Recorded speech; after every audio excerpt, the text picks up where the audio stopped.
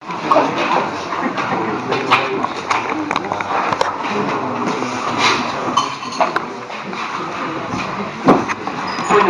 buenas tardes. Mira, solamente voy a hablar a la porque a ver, luego el tiempo está como muy limitado, la intervención de los ponentes, entonces no lo vamos a comer los demás. Vamos a ver, para entender un poco este acto, nosotros tenemos claro que el sistema capitalista nos ha vendido la idea de que el crecimiento económico implica cohesión social y además ese crecimiento económico se identifica con los niveles de consumo que se produce a costa del expolio de las personas y de la riqueza de los países del sur y a costa también del incesante crecimiento del número de pobres en nuestros propios países ricos y consumo que provoca agotamiento completo de los recursos del planeta. Este sistema además nos impone un modo de vida esclavo, haciéndonos pensar que a más horas trabajadas, a más dinero ganado, a más bienes comprados, mayor felicidad. Y sin embargo andamos todos, y sobre todo todas, pues agotados física y emocionalmente, unos por exceso de trabajo y otros por no tenerlo. Si queremos cambiar este sistema, no creemos que pueda lograrse sin una redistribución radical de los recursos. Como es nuestro trabajo el que sostiene el sistema y nuestro dinero el que permite que se desarrolle, son nuestros hábitos de producción y de consumo los que inevitablemente tenemos que cambiar. Y hay alternativas, aunque no salgan en los grandes medios de comunicación. Estamos aquí precisamente por eso, para presentar algunas de estas alternativas que ya están consolidadas y en las cuales todos podemos participar. Entonces, sin más, luego los ponentes se presentan. Sabéis que están José Cofreces de RTV Economías Alternativas y Solidarias, Asier Ipel de Piñeiro de CIARE, Marité Vázquez de COP57, Lidia Senra del Sindicato Labrego Galego y Roberto está por parte de la Asamblea del 15M de Ourense, porque tiene que presentar también quien organiza esta charla, que es la Plataforma por el Ahorro Público. Sin más.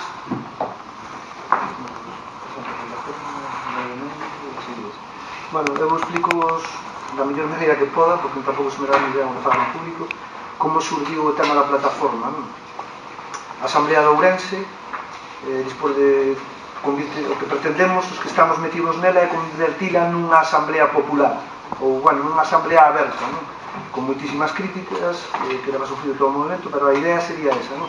Que o povo tuvera voz, articular a medios para facer el mesmo as políticas que lle afectan na súa vida cotidiana, non? E iso vai depender da vontade que teña o povo de querer ese feito, non? Se na plaza se xuntaran 2000 personas todos os días, unha vez que practicaran a cultura asamblear,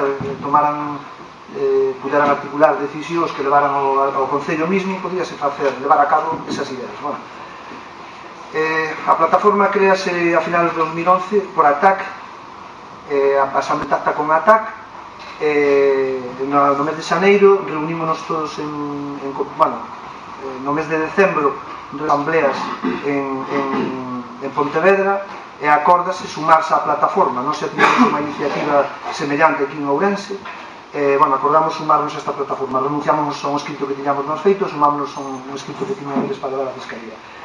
As dúas líneas de actuación da plataforma era, por un lado, denunciar o expolio do aforro que había nas caixas galegas, xa do que non parece que nadie se preocupa, ao menos coa intensidade que se supón. Son 170 de aforro dos galegos metidos aí que se van a mãos privadas e parte que non lle preocupar, ao menos non preocupar coa intensidade de vida de moita xente, non? E por outro lado, pois, axudar a xente que leva xa unha trayectoria de moitísimo tempo no tema das finanzas éticas a espalladas e a difundidas, non?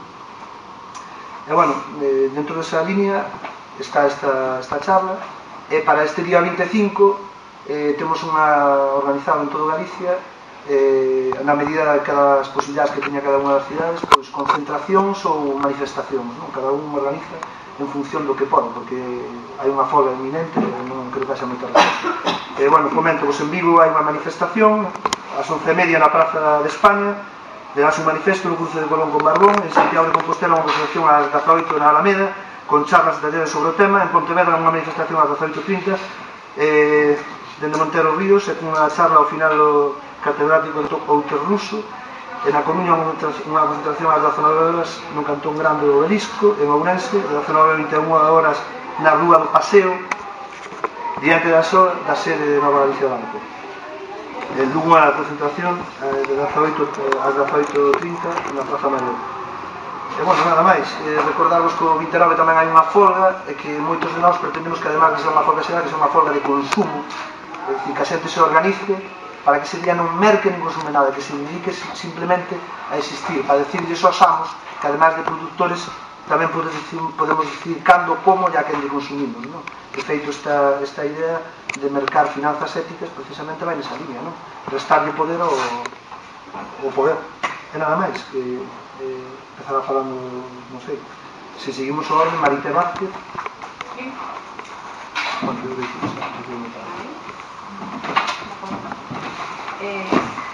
ante nada, boas tardes, e agradecer pois a organización deste acto ou a invitación de COP57 Galicia, que estemos presentes e teñamos a oportunidade de explicar o noso proxecto. COP57 é unha cooperativa de servizos financeiros que promove o aforro ético e destina ese aforro a financiar proxectos da economía social e da economía solidaria. COP57 nace e se fundamenta en tres principios. De onde sai ese COP57? Pois os orixes son que a loita de 57 persoas, precisamente dai o nome, 57 persoas da editorial Bruguera, en Barcelona, que pecha, e debido á loita que levan pois contra ese peche, pois obteñen uns cartos e os poñen ao servicio de unha cooperativa que será a futura cooperativa de crédito. Por un lado, nace pois desta loita do movimento obreiro. Por outra parte, COP57 se forma e ten o seu orixe gracias tamén á solidaridade de persoas concienciadas de onde poño os meus aforros. Pois quero que os meus aforros, quero ser dono dos meus aforros, a onde os levo? Pois o mellor non quero que este un banco convencional, e si en un lugar en donde eu poida controlar os meus aforros, o que se fai cos meus aforros. Deste xeito, comeza no ano 1996, en Barcelona, concretamente, a cooperativa de servizos financeiros. Tras o 2005, despois de 10 anos de recorrido, no 2005 pois se extende a outros territorios do Estado español, crece en rede, e, pois se crea seccións territoriais en Aragón, a parte de Cataluña, que xa existía desde o ano 1996, Aragón, a continuación ven a sección de Madrid, se crea a continuación Andalucía e a última en crearse Galicia. Cales son esos orixes de COP57 Galicia? Pois temos que remontarnos ao ano 2007, donde persoas, diversos colectivos da economía social, da economía solidaria, pois estamos en desacordo con moitas cousas, e entre elas, pois o poder económico que vemos que cada vez se concentra en poucas mans, en menos mans, e que non temos nada que facer con ese poder económico. Por outra parte, pois o sector económico se desvincula de proxectos éticos. Pois dedican os seus cartos pois a financiar proxectos que van en contra da paz, que van en contra do medio ambiente, e, pois eso non nos gusta, non nos gustaba, e evidentemente pois queremos unha economía que este dos proxectos humanos e tamén que respete o medio ambiente. Contra isto, pois había outro factor, que era que as entidades da economía social, como son asociacións, cooperativas, bueno, pois a hora de obter financiamento por parte da banca convencional, cando vas ao banco a pedir os cartos e dis para que van a ser destinados, vas con o teu proxectiño pequeno de cooperativa ou do que sexa, bueno, pois a banca convencional se ríe de ti descaradamente porque, bueno, pois non lle ven moitos beneficios, son poucos os cartos ou mellor os que te teñen que prestar, os beneficios son cortos, e iso a banca convencional non lles interesa absolutamente nada. De feito, pois nós sufrimos nas nosas carnes pois a burla de alguna caixa aquí en Galicia, pois a hora de pedir financiamento. É dicir, cando lle dis que eres unha cooperativa, pois dis, e con que me respondes? Que tes para responder ante os problemas, que teñas algún problema? Bueno, nunha cooperativa sabemos que non hai un jefe, todos somos jefes e nadie es jefe, todos e nadie, é dicir, todos somos traballadores e todos somos jefes. Entón, ante esa incertidumbre, ou pequena incertidumbre, pois che din que non. Co cual, pois, vimos tamén a necesidade, é dicir, que a hora de financiar proxectos deste tipo, facía falta, pois, algo que apoyase este tipo de economía, e non a dos grandes proxectos. E, bueno, de aí, efectivamente, chegamos, empezamos con estas reunións no 2007, con estas presentando encima da mesa todas as nosas inquietudes, e no 2009, pois despois de varias reunións, conversacións con Barcelona, porque tiñamos coñecemento do funcionamento de COP57 en Barcelona, se desplaza COP57 Cataluña a Galicia a explicarnos, a facernos ver en varias ocasións, hasta que, bueno, pois ese orixen de proxecto se consolida, e no 2009, en maio de 2009, pois, efectivamente, pois vemos a luz, comeza a andar COP57 Galicia. En que se fundamenta COP57? Bueno, pois, moi fácil, nos principios COP57 é unha cooperativa, por lo tanto, se fundamentan nos principios cooperativos. E cales son esos principios cooperativos? Bueno, pois, en primeiro lugar, coherencia, é dicir, coherencia, cando falamos de coherencia, falamos que quero facer con meus cartos, é dicir, eu teño uns aforros, onde quero depositar os meus aforros, que quero facer cos meus aforros? Bueno, pois, quero que os meus aforros sirvan para financiar pois algún proxecto, non de guerra, lóxicamente, sabemos que hai proxectos financeiros, bancos, Banco Bilbao, Santander, por exemplo, que, bueno, pois financian proxectos de guerra, financian armamento. É dicir, eso a mí non me gusta, non quero que cos meus cartos se axude a financiar este tipo de empresas, nin pois centrales nucleares, ni empresas que vayan en contra do medio ambiente, ni nada por estilo. Por lo tanto, eu quero ter o control dos meus aforros. Bueno, pois iso é un principio de coherencia, de solidaridade tamén, é dicir, quero que os meus aforros sirvan para crear pois proxectos solidarios, proxectos éticos. Por iso quero controlar en todo momento o que se fai cos meus cartos. Quero ser dona deles, é dicir, a donde van. E quero que sea transparente. É dicir, COP57 concretamente se publican un boletín 2 veces ao ano en donde todos os socios, absolutamente todos, saben a donde van a parar os seus cartos. É dicir, que cooperativa, que entidade solicitou un préstamo e a donde vai ese préstamo, por canto tempo e canto vai a producir ese préstamo que se concede. É dicir, é a transparencia absoluta. Y bueno, decirvos, no sé cuánto tiempo me queda. No.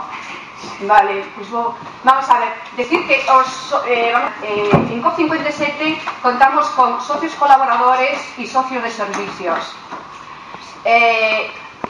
Os socios colaboradores son persoas físicas. Eu podo ser socia de COP57. Podo depositar os meus aforros ali en COP57. Que teño que facer? Desembolsar 300 o capital social da cooperativa e podo, a partir de aí, podo ingresar cartos pois a 1 ano, a 3 anos, e os xuros, os intereses, se van a fixar en asamblea. É dicir, a asamblea é o máximo órgano de COP57, en donde estamos todos os socios e todas as socias e decidimos os xuros que se van a conceder anualmente. O decidimos absolutamente todos. Todos somos, podemos ser, pertenecer aos órganos decisorios de COP57. Calquera persoa, basta con que sea elexida en asamblea. Calquera socio pode retirar os seus cartos cando queira, non están prisioneiros en COP57, é dicir, con 48 avisar con antelación, bueno, pues esos cartos están a disposición da persoa que os depositou. Unha cousa, as persoas que somos socios de COP57 non temos dereito a prestación de servicios. É dicir, eu, Maite, persoa física, non podo pedir un préstamo a COP57. Por qué?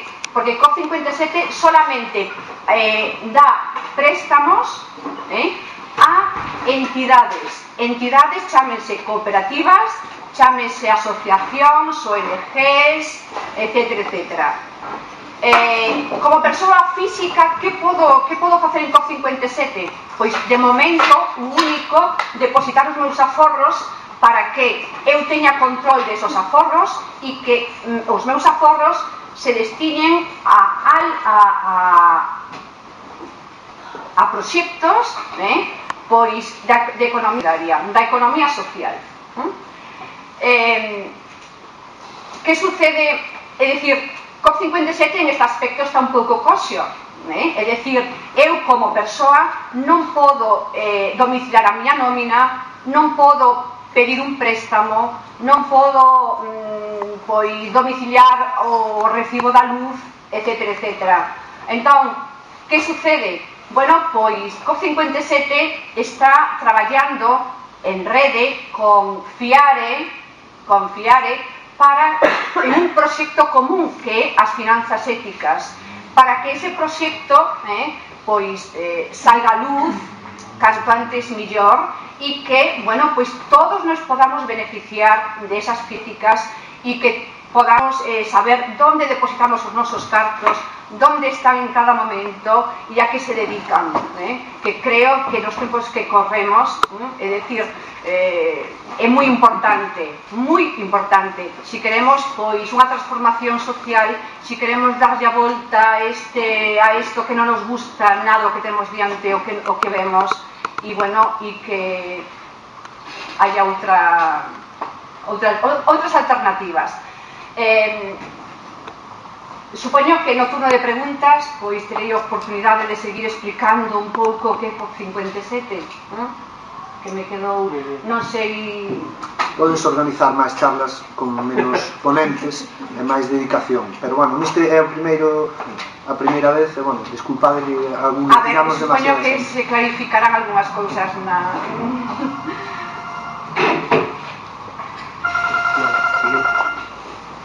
Complementas, así es. Pues boas tardes a todos, moito gracias por invitar a mí e presentar a Fiare esta charla con esta tan interesante. Non sabe. Bueno, a verdade é que eso, atopamos algo que é realmente complexo, quero dicir, van quedar cousas coxas, non? Quero dicir, o principio de coherencia o mellor queda un pouco, é dicir, pode haber algunhas cousas que se comentan aí a salto de mata e tal, que, bueno, que quedan un pouco coxas, non? Pero tedes que entender que é así. Bueno, FIARE é a Fundación Inversión Ahorro Responsable. FIARE, para explicar un pouco que é FIARE en dúas ideas básicas, podemos decir que por unha banda FIARE é un grupo de persoas que se organizan formando unha rede para participar no mercado financiero cuns principios alternativos. É dicir, a orixe de FIARE é un grupo de xente que, bueno, pois tiñan os seus traballos nas cooperativas, tiñan o consumo en grupos de consumo ou cooperativas de consumidores, tiñan, en fin, certa actividade social e, sin embargo, se atopaban ca incoherencia vital de ter que ter, pois o que comentaba a Maritere, ter a nómina domiciliada no BBV ou na Caja Laboral, ou, bueno, na Caja Laboral porque ando no País Vasco, pero, en fin, non poder pagar os seus traballadores nun banco alternativo ou ter que domiciliar a luz tamén nunha entidade financiera deste tipo. Entonces, este grupo de xente o que se reúne e entre todos e todas empezan a discernir dunha forma horizontal de que maneira poden plantear un mercado financiero de forma alternativa, non? Eso é por unha parte FIARE. E a outra gran idea de FIARE é que é unha entidade, unha cooperativa hoxe en día que o baña como axente da Banca Popular Ética. Vale, a Banca Popular Ética é unha banca xa con bastante historia no mercado italiano, no mercado financiero italiano, unha cooperativa que traballan tamén, se organizan de forma asamblearia, horizontal e tal. FIARE o que deciden para empezar a traballar aquí como con actividade financiera propia entablar relacións con esta xente italiana e operan hoxe en día en España como axente deles, non? De tal forma que cando se abre unha libreta de aforro a través de FIARE se está abrindo como axente da Banca Popular Ética. Eso, bueno, pues permite facilita pois a actividade bancaria de FIARE, non? Reconocida polo Banco de España, porque a Banca Popular Ética ten licencia do Banco de España para operar. Entonces, a FIARE é un proxecto de intermediación financiera que pretende ofrecer os servicios básicos que todas as persoas e todas as organizacións necesitamos: as tarxetas de crédito ou de débito, as contas correntes, a domiciliación de archivos, domiciliación de nóminas e tal. Eso é o que se quere alcanzar, non? Probablemente nun horizonte mellor deste ano ou pouco máis se logrará. Hoxe en día todavía o proceso non está realmente porque ten os seus momentos, non? Como vamos ver agora. Lóxicamente FIARE, bueno, pois como xa comentou Maritere, pois ten a vontade ou, en fin, o principio de coherencia que quere decir pois que os proxectos que se financian son proxectos socialmente positivos ou socialmente sostibles ou socialmente éticos, como queramos decir, ¿no? En este caso hai unha supervisión de un comité ético que é o que quen aproba que os proxectos que se van financiar cumplan determinados criterios, ¿no? Entonces é un pouco o que quere ser FIARE en canto a actividade financiera, un banco habitual, o noso banco habitual, poder ser a nosa entidade financiera habitual para o día a día, ¿no? FIARE é unha rede tamén porque o que se pretende, o que está de trasfondo detrás da idea de FIARE, como decía ao principio, detrás dese grupo de xente que decide crear algo alternativo aos bancos, é que pois todos nós socialmente organizados teñamos o noso dereito de articular sistemas de intermediación financiera cuns principios alternativos ao neoliberalismo. Eso es, digamos, o trasfondo de Fiare é que, lóxicamente, nos pon en relación, tamén como xa comentou Maritere, con outras propostas de economía social necesariamente, non? Xa sexan propostas para bancarias, como COP57, como AISOPETO, como, en fin, outras entidades que poden surdir, ou entidades da economía social como REAS, non? Das que Fiare pois tamén comparte principios, moitas veces métodos tamén. Desde cada un desde a súa posición, pois poder ofrecer servicios ou unha proposta de transformación. E todas estas dúas cousas, tanto a actividade financiera como a actividade de rede, se crean articulando circuitos militantes. A militancia nestos proxectos é fundamental, porque sin a militancia pois probablemente serían inviables, non? Non ten sentido que Fiare se articule en Galicia a golpe de talonario, habendo unha oficina ou contratando non sei cantas persoas ou tal, non? Porque para eso non farían falta tantas alforxas, non? Ao final, todo o trasfondo de Fiare, por riba da actividade financiera está a actividade de rede, a rede se articula de forma con actividade militante, non? Se construe sobre redes de persoas e organizacións, mentras en Galicia non houve un grupo de persoas e un grupo de organizacións dispostas a ofrecer o seu traballo, a ser un impulso, un pulo para que crease a propia estrutura de Fiare, pois non foi posible. No momento en que Galicia houve ese grupo de xente que coñeceu o proxecto e que estivo disposto a facer, pois se pudo facer. E hoxe en día, pois Fiare está tamén presente en Galicia desde fai un par de anos. A lógica de funcionamento é unha lógica bancaria e non capitalista, que isto tamén moitas veces chama a atención. Bueno, pois os principios fundamentais pois non é o lucro, de feito o principio é un dos principios a non lucratividade. Cando falamos, en fin, dun banco sempre chama a atención, pero Fiare lógicamente non está ou non traballa ca intención aquí en un sitio de ganar cartos.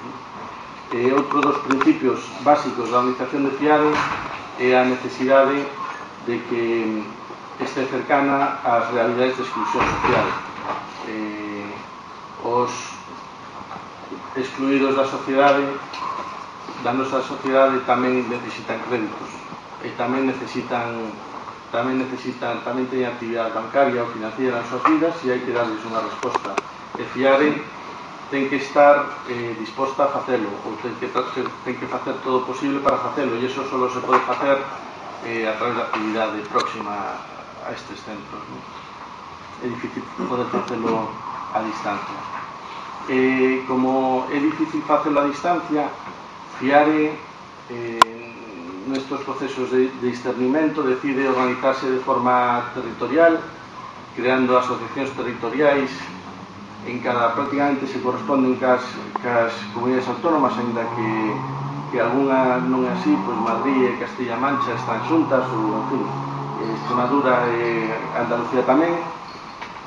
Fiare de Galicia é unha asociación propia, ou que se corresponde co territorio galego, e, bueno, cada unha desas asociacións territoriais é a que participa na determinación e decisión tanto dos créditos, da concesión de créditos, como da difusión do proxecto, como estamos facendo hoxe. Hai un mapiña que non podes ver, para ver un pouco onde está implementado hoxe en día esa rede, que non é parte da actividade financiera das dúas patas dese banco, non? Que é a rede. Bueno, pois pouco a pouco se vai implementando en todo o territorio. É moi interesante que ese tipo de organización, porque, bueno, aparte que é descentralizada e tal, eso xa ten moitas veces ventaxas en sí, pero, bueno, digamos que había aquí algúns aspectos de ventaxas de organizarse desta forma, que vou comentar rápido porque temos pouco tempo. digamos que sobre cada unha das asociacións territoriais, Fiare Galicia, por exemplo, neste caso, recaen certas responsabilidades do proxecto. Cada unha das asociacións territoriais temos que garantir a autonomía, é dicir, temos que ser independentes e non depender do que unha delas, ou a que ten máis cartos, ou a que ten máis experiencia, ou a que é máis antiga, impón sobre a outra, non? Cando temos que ser independentes uns doutros, porque o proxecto ten que estar por riba das territoriais, non? As asociacións territoriais, cada unha delas, temos que asumir as responsabilidades da viabilidade do noso proceso. É dicir, cando Fiare Galicia decide crearse, pois Fiare Galicia é a protagonista do seu proceso, sin posicións que, en fin, que marquen ritmos ou que marquen objetivos de socios ou captación de capital ou tal.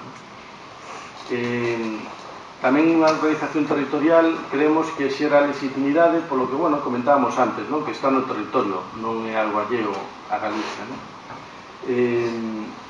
Ten que encargarse a asociación territorial de desenvolver a nivel local a súa actividade. Hoxe en día en Galicia existen diversos grupos locais, en Compostela, en Compostela, na Coruña e Vigo, que en Ourense non hai, aquí xa damos ideas, de tal forma que ainda por debaixo do nivel territorial de Galicia existan pequenas fiares en cada unha das vilas ou centros no que 3 ou 4 persoas ou organizacións se reúnen e traballan sobre os propios problemas da súa zona, non? A Asociación Territorial Fiare Galicia asume tamén a evaluación ético-social dos proxectos. Cando alguén precisa un rédito, se achega a Fiare, o primeiro criterio é un criterio de análisis ético dese proxecto. Bueno, pois ese análisis ético é responsabilidade tamén de Fiare Galicia, non é responsabilidade dunha entidade superior, non? E iso tamén garantiza que as cousas se fagan conforme o que necesita a nosa sociedade, non? E por último tamén, na realidade territorial se facilita a creación de estructuras, como comentábamos antes, parabancarias, pois porque Fiare non pode responder a determinadas realidades, pero temos que estar atentos para poder derivar determinados proxectos a outras estructuras financeiras que sí que poden servir, non? Lóxicamente hai unha coordinación estatal, é dicir, Fiare Galicia se coordina con Fiare Centro, con Fiare País Vasco, Fiare Navarra, entre elas, para desenvolver a actividade financiera profesional. Lóxicamente, unha vez que un proxecto supera ese análisis ético, hai unha avaliación económica que é feita por profesionales de Fiare, non? Traballadores que teñen que analizar tamén a viabilidade económica do proxecto. Na zona estatal, na Fiare estatal, na coordinación estatal, pois aí tamén é o ámbito de corresponsabilidade de deliberación común de todas o debatido en todas as asambleas de todas as territoriales, non? E por último, o nivel estatal se encarga tamén de articular o comité de ética, que é un pouco o comité que vela pola integridade do proxecto. Fai tempo, nunha charla tamén na que eu estaba doente, alguén lle preguntaba a un responsable de Fiare se Fiare ofrecía préstamos hipotecarios. O responsable dixo que non era decisión del que Fiare ofrecese créditos hipotecarios ou non, que era unha decisión probablemente do comité de ética, que era o que hai que avaliar se un préstamo hipotecario era ou se podía considerar ético ou non ético nun contexto determinado, non? É dicir, non son decisións estrictamente económicas, porque é probable que os préstamos hipotecarios sean realmente sean lucrativos ou, bueno, permita eso, sean moi rentables. A decisión non é de rentabilidade, sino unha decisión de carácter ético, non? E iso é o comité ético o que se encarga un pouco de marcar esas liñas dentro de Fiare. E despois hai os grupos locales que están por debaixo de todo, que son os que participan na sociedade local achegando os proxectos e tal, como vos nacional. Para rematar, darvos 2 enderezos web nos que podedes ampliar toda esta información que se dá tan rápido aquí neste momento, que son Proyecto Fiare, que é un pouco a páxina, un portal web que aglutina todo o proxecto, con bastante información sobre a actividade financiera, donde podedes ver información sobre os préstamos que Fiare ten concedido ou algún deles, sobre os depósitos que vos podedes contratar, as letras de aforro que vos podedes contratar con Fiare. E outra página web que é fiaregz.com, que fiaregz.com, fiaregaliza.com, que é a portal web da Asociación Territorial Fiare Galiza, na que ides poder atopar moita máis información relacionada coa rede, non coa actividade financiera. Aí podedes ver información sobre como facer vos socios, e participar tamén nas tomas de decisións, nas reunións que se van apurando. Penso que nada máis, nada menos. Bueno, entón, pois nada, boa tarde a todas e a todos. Eu estou moi contenta de estar aquí, por tanto agradezo moito que me invitarades a participar. Imos falar de unha cuestión totalmente diferente. Eu non vou falar de finanzas, si decir en todo caso que a organización a que eu pertenezo, o Sindicato Labrego Galego, está dentro de Fiare. Por lo tanto, pois a cuestión das finanzas sinto-me representada polo que acabo de dicir o compañero, non? Perdona, Lidia, COP57 tamén son socios. Somos socios. Bueno, entón estamos aí todos máis ou menos, non? Bueno, decir que eu chamome Lidia Senra, son do Sindicato Labrego Galego, son labrega, temos unha finca no Concello de Vedra, dedicámonos á produción de verduras ecolóxico, temos mel tamén e pequenos animais. E o noso proxecto foi concebido xa e pensado dentro dunha proposta alternativa ao que é a agricultura convencional e ao que é a política agraria actual. Entón, nós cando decidimos que queríamos facer, decidímoslo moi conscientes de plantearnos unha actividade coa que poder traballar frente ao poder das transnacionales, das corporacións agroalimentarias, e proxectos de resistencia na práctica, frente a todo este dinámica na que nos están metendo desde as políticas agrarias.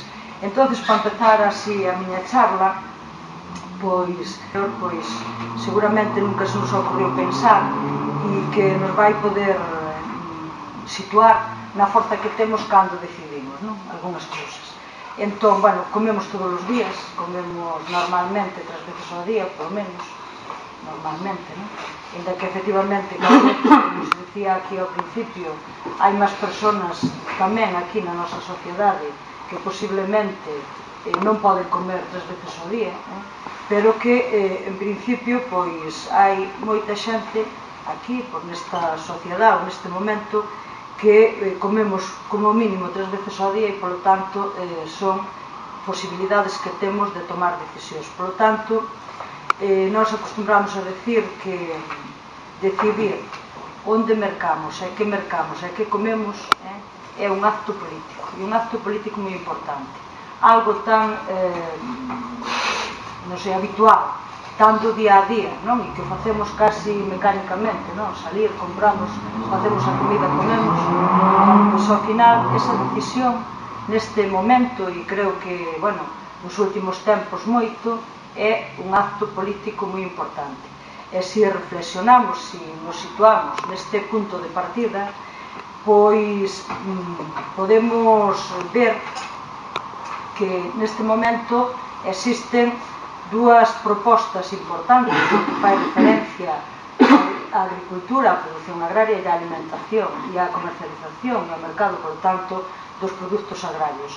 Unha é a proposta do capitalismo, que é a que está avalada e empuxada por as políticas agrarias actuales, que son políticas agrarias diseñadas ao dictado do Banco Mundial, do Fondo Monetario Internacional e da Organización Mundial do Comercio, que, como sabedes, son os instrumentos das grandes corporacións transnacionais, os instrumentos hoxe que mandan en todo.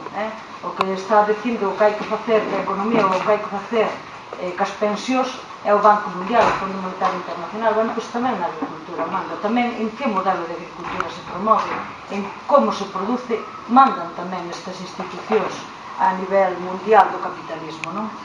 Entón, bueno, pois frente a este modelo de agricultura que se nos deu impoñendo e que se nos sigue impoñendo nos últimos anos, a través das políticas agrarias e a través dos impostos que todos e todas pagamos, que son os que sirven para facer a política agraria que fan os nosos gobernos e institucións, léase Comisión Europea, léase Goberno do Estado, léase Comunidade Autónoma, léase Goberno Galego, non?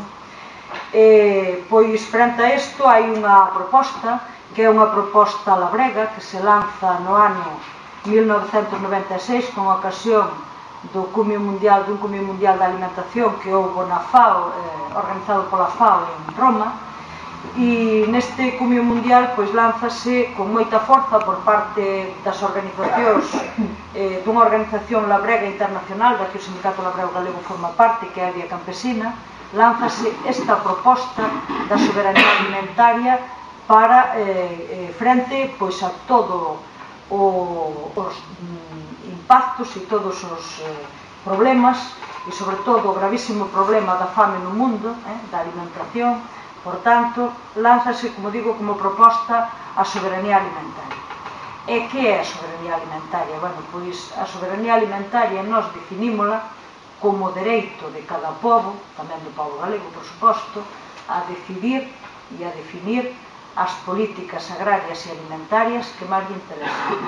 E, ademais, sin dumping frente a terceiros. E esta é unha cuestión moi importante tamén na confrontación cas políticas agrarias actuales que nos están impoñendo.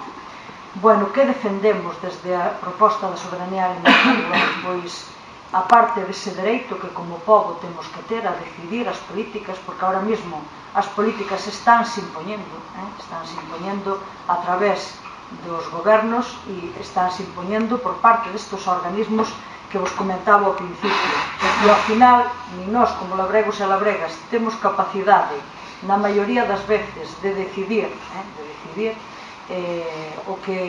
porque cada vez fáisenos máis dependentes do negocio agroquímico farmacéutico, fáisenos máis dependentes dos bancos, fáisenos, en definitiva, máis dependentes das grandes áreas, das grandes cadeas de distribución. Por lo tanto, como labregos e labregas, nesta política, neste modelo de política agraria actual, pintamos cada vez menos, somos instrumentos, e por nós pode pasar o diñeiro da PAC, pero non é para nós, ao final. Frente a isto, pois nós o que defendemos é a agricultura na mão dos labregos e das labregas, porque ademais este modelo de produción que se nos está impoñendo, o que está levando é, como vedes, se conocedes un pouco o país, se a xente que vides das aldeas ou que ainda te das raíces na aldea, vedes como se está destruindo o tecido labrego, como se están pechando explotacións cada vez máis, porque cada vez oblígante a medrar máis e chega un momento en que é imposible seguir medrando e, polo tanto, desapareces como explotación e a produción concéntrase cada vez en menos explotacións de tipo industrial, cada vez en menos mans, cos impactos negativos que está producindo no mundo rural, desde desertización, desde abandono do mundo rural. Así pasa, e aquí a provincia de Ourense, pois, sabedes moito deso, cando planta lume non hai maneira de apagalo porque non hai xente cultivando as terras, non hai xente coidando o territorio. Polo tanto, hai uns impactos tremendamente negativos como consecuencia destas políticas agrarias. Nós, frente a isto, o que propoñemos é un modo labrego de produción, que a agricultura siga o modo dos labregos e labregas, que haxa moitos labregos e labregas en todo o territorio producindo e vivindo nas aldeas. Defendemos un modelo de produción basado na agroecoloxía, é dicir, un modelo de produción que permita que a terra non se contamine, que a terra siga sendo productiva e podendo ser productiva, traspasándoa de xeneración en xeneración, como recibimos nós, frente ao modelo industrial que o único que prima é unha produción intensiva con unha dependencia moi forte dos abonos químicos, dos pesticidas, dos herbicidas, agora tamén das sementes xenéticamente manipuladas para ter aínda un punto máis de control sobre nós, sobre o proceso de produción e sobre os labregos e labregas. Bueno, neste modelo de produción que nós defendemos hai tres cuestións que son básicas, que é a terra, a auga e as sementes. Bueno, son catro. E o acceso ás axudas ou acceso ao crédito, non? Son catro cuestións básicas. Con respecto á terra, temos un problema gravísimo no planeta, aquí tamén, que é a acaparación que está habendo neste momento das terras agrícolas por parte do gran capital, non? Por parte de grandes empresas, por parte de grandes terratenientes, incluso por parte de gobernos que están acaparando terras nos países do sur, por exemplo. E se vimos aquí ao noso país, temos a acaparación da terra agraria cada vez en maior medida. Primeiro foron os embalses, que deso tamén sabemos un cacho, non? Despois foron os eólicos, que temos o país inzado de eólicos, e non estamos falando de enerxía eólica de unha maneira racional, sostible, non sei que, estamos falando de grandes parques para aproveitamento de empresas moi determinadas para o seu propio beneficio. Estamos falando neste momento de grandes centrales de agromasa financiadas con diñeiro público que están presionando pola terra agraria e que levaron a que nestes últimos 2 anos se forestara de maneira totalmente ilegal terras agrícolas e que non a administración este mirando para outro lado, e frente a máis de 200 denuncias que só o Sindicato Labrego Galego ten presentado por forestación ilegal, que hasta ahora a administración mirara para atrás, e só con esta nova conselleira, unha entrevista que houve recientemente, parece ser que se empeza a mover e que está a Policía Autonómica levantando acta en algún sitio de forestacións ilegales. Non sabemos o recorrido que vai ter eso, pero en todo caso que son forestacións ilegales, que o que están facendo é que cada vez máis os labregos e labregas nos sintamos desplazados da terra. Non temos terra para producir, non temos terra para diversificar, aquelas explotacións de gando que están moi intensivas ou con moita falta de base territorial, non temos acceso á terra, porque a terra forestouse e están as grandes empresas de todos estes negocios que vos acabo de comentar competindo moi fortemente. Neste momento, a política da Xunta con respecto á terra parte da idea de que a agricultura, polo tanto, non vale para nada, polo tanto, seguiremos dependendo na alimentación, a agricultura non vale para nada e, polo tanto, está dando pasos en favorecer que a terra cada vez teña menos protección, a terra agraria, para que as multinacionales ou os agronegocios podan entrar a saco no que lle interese na terra. Por lo tanto, é un problema grave que temos como país. Está seminando as bases da nosa soberanía alimentaria, da capacidade de alimentarnos a nós mesmos como povo. A outra cuestión básica para esa produción, para o noso povo, é a auga. E como sabedes, a auga tamén neste momento temos aprobada unha lei galega, pero que está totalmente en línea co que estas institucións están exixindo, mesmo para, é curioso, non, para o plan de rescate de Grecia. Unha das cousas que lle exigiron foi a privatización das compañías públicas de auga. En Portugal exactamente o mismo, verdad? Pois aquí o goberno galego fixo unha lei e ademais foi moi hábil porque, pois casi conseguiu engañar a todo o mundo, casi o conseguiu vender como algo para preservar as augas. Pois fixo unha lei que o que acaba é de abrir as portas para privatizar as augas de Galicia, para privatizar a nosa auga. E hai dúas, non me vou parar, simplemente decir os dous mecanismos básicos. Unha, quitarlle ao Parlamento Galego as competencias nas augas, é dicir, sacalas do Parlamento Galego. As augas xa non son competencia do Parlamento Galego, como eran hasta a aprobación desta lei, e o que era antes o organismo público, o ente público Augas de Galicia, convertilo nunha empresa pública de dereito privado. Pode entrar capital privado, que entendeis de empresa, entendedes de moito máis que a min deso, e que en calquera momento pois pode ser maioritariamente esa empresa de capital privado e, por tanto, é o que ten o control das augas, co cal temos aí unha porta aberta. E para iso o que fixeron foi convertir a auga en mercadoría, establecendo un canon que nos obliga a pagar non pola conservación das traídas, senón polo dereito a usar a auga, polo dereito a usar a auga. Entonces, todo ciudadano, toda ciudadana que este registrada, neste país creo que estamos todo o mundo, que teña un domicilio, vai pagar polo dereito a usar a auga, independentemente de que esa auga caia da chuvia, esa auga iría ali. De que recolle a auga da chuvia e a reutilice, vai pagar por usar a auga, polo dereito a usar a auga. Eso é a maneira de convertir a auga en mercadoría para poder privatizarla e poder facer negocio.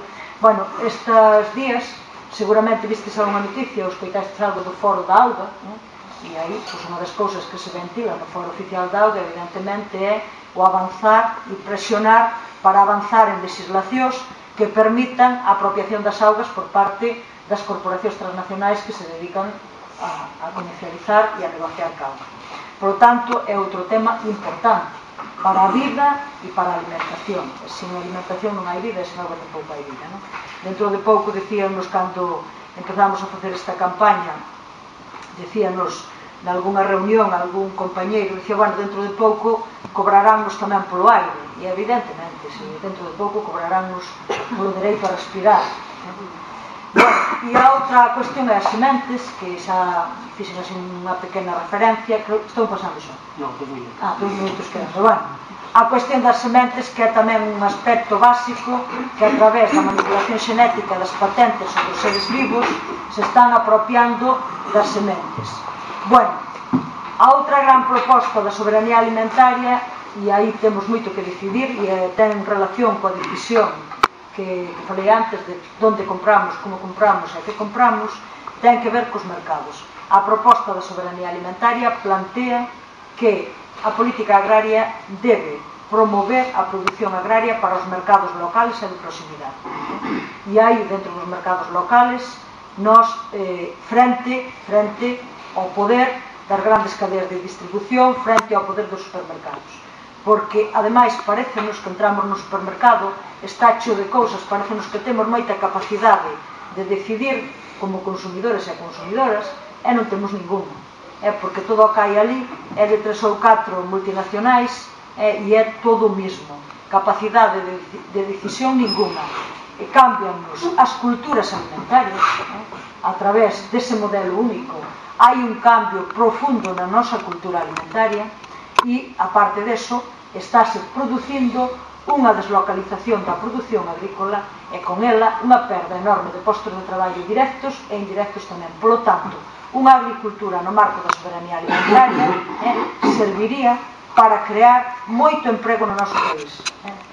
E que podemos facer nós nese marco como ciudadanos e ciudadanas? Pois aí, nesa capacidade que temos de decidir, empezar a analizar, a reflexionar onde compramos, que levamos para casa, e ver as posibilidades alternativas no mercado local, nas tiendas de proximidade, nas plazas de abastos, contactar directamente con labregos e labregas, pero non digo máis, eso podemos desarrollar outro día se vos quedan ganas e interés no tema, vale? Fantástico.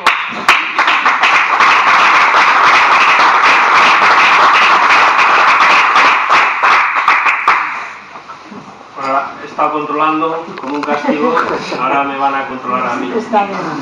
Pero bueno, creo que va a haber bastante tiempo para el debate, que es lo interesante.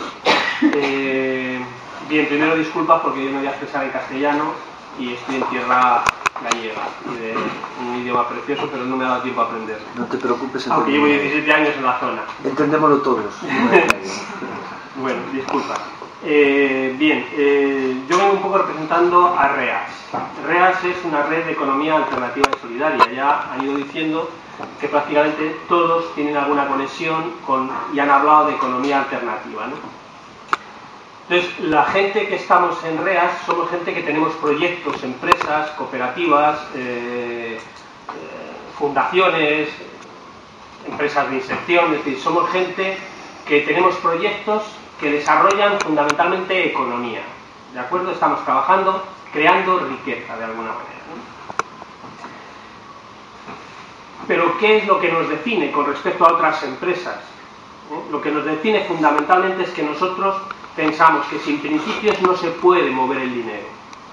El dinero tiene unas dimensiones tan grandes y es un poder tan grande que no se puede utilizar como se está utilizando, ni se puede dejar en manos del mercado todo lo que es el desarrollo social y la construcción social. Entonces nosotros fundamentalmente pensamos que el dinero es una herramienta de transformación social y que puede tener un impacto positivo en la sociedad en la que estamos. Desde esa óptica nosotros lo que hacemos es desarrollar unos principios y pensamos que nadie puede hacer una empresa sin aplicar estos principios, porque estaría en contra de no solo de lo que sería el fundamento humano, sino el fundamento de la naturaleza. Es decir, no podemos seguir haciendo empresas en contra de la naturaleza. Entonces estos principios, que les voy a contar, son 6 fundamentalmente, que serían, el primero sería, bueno, no tienen un orden específico, porque todos nos parecen importantes. Cuando os les cuente os vais a dar cuenta de que es tan lógico que no se puede entender una sociedad que mueva el dinero con el poder que tiene el dinero y que no sea capaz de articular que los impactos ocultos, que hay miles, estén mediatizados por principios que respeten y controlen a las empresas. El primero sería el compromiso con el entorno. Es decir, nosotros no podemos hacer una empresa donde nos dé la gana, llegar a un pueblo, montar un polígono, cargarnos tierras, contaminar aguas y hacer allí pues una empresa de ruedas y a tirar aceite o lo que sea. Eso no puede ser. Pero además, si estoy en un barrio, la empresa tiene que estar implicada en los movimientos sociales que hay en el barrio. En concreto, yo cuento mi experiencia, nosotros tenemos una empresa en un barrio y curiosamente mi socio es presidente de la Asociación de Vecinos del Barrio. Y además es una empresa de construcción, de reformas. No ocupamos espacios con construcciones nuevas. Y además tenemos buena relación con los vecinos, apoyamos las actividades, somos gente que está incorporada en el entorno, ¿vale? No estamos en contra del entorno, intentamos que el entorno se beneficie de nuestra presencia, sin ánimo de lucro. Esto es curioso, es un principio que es complejo, porque el no tener lucro no quiere decir que no se generen riquezas. Es decir, hay que generar riquezas, generamos riquezas a nada que hacemos. Si sembramos una huerta, resulta que no somos capaces. Se generan riquezas por la propia dinámica, porque no nos comemos todas las lechugas que salen, o las reparte tal. O sea, la riqueza se genera casi de una manera automática. El problema es qué hacemos con la riqueza. Sin ánimo de lucro es que yo no tengo una empresa o un proyecto o una cooperativa para enriquecerme. Y que los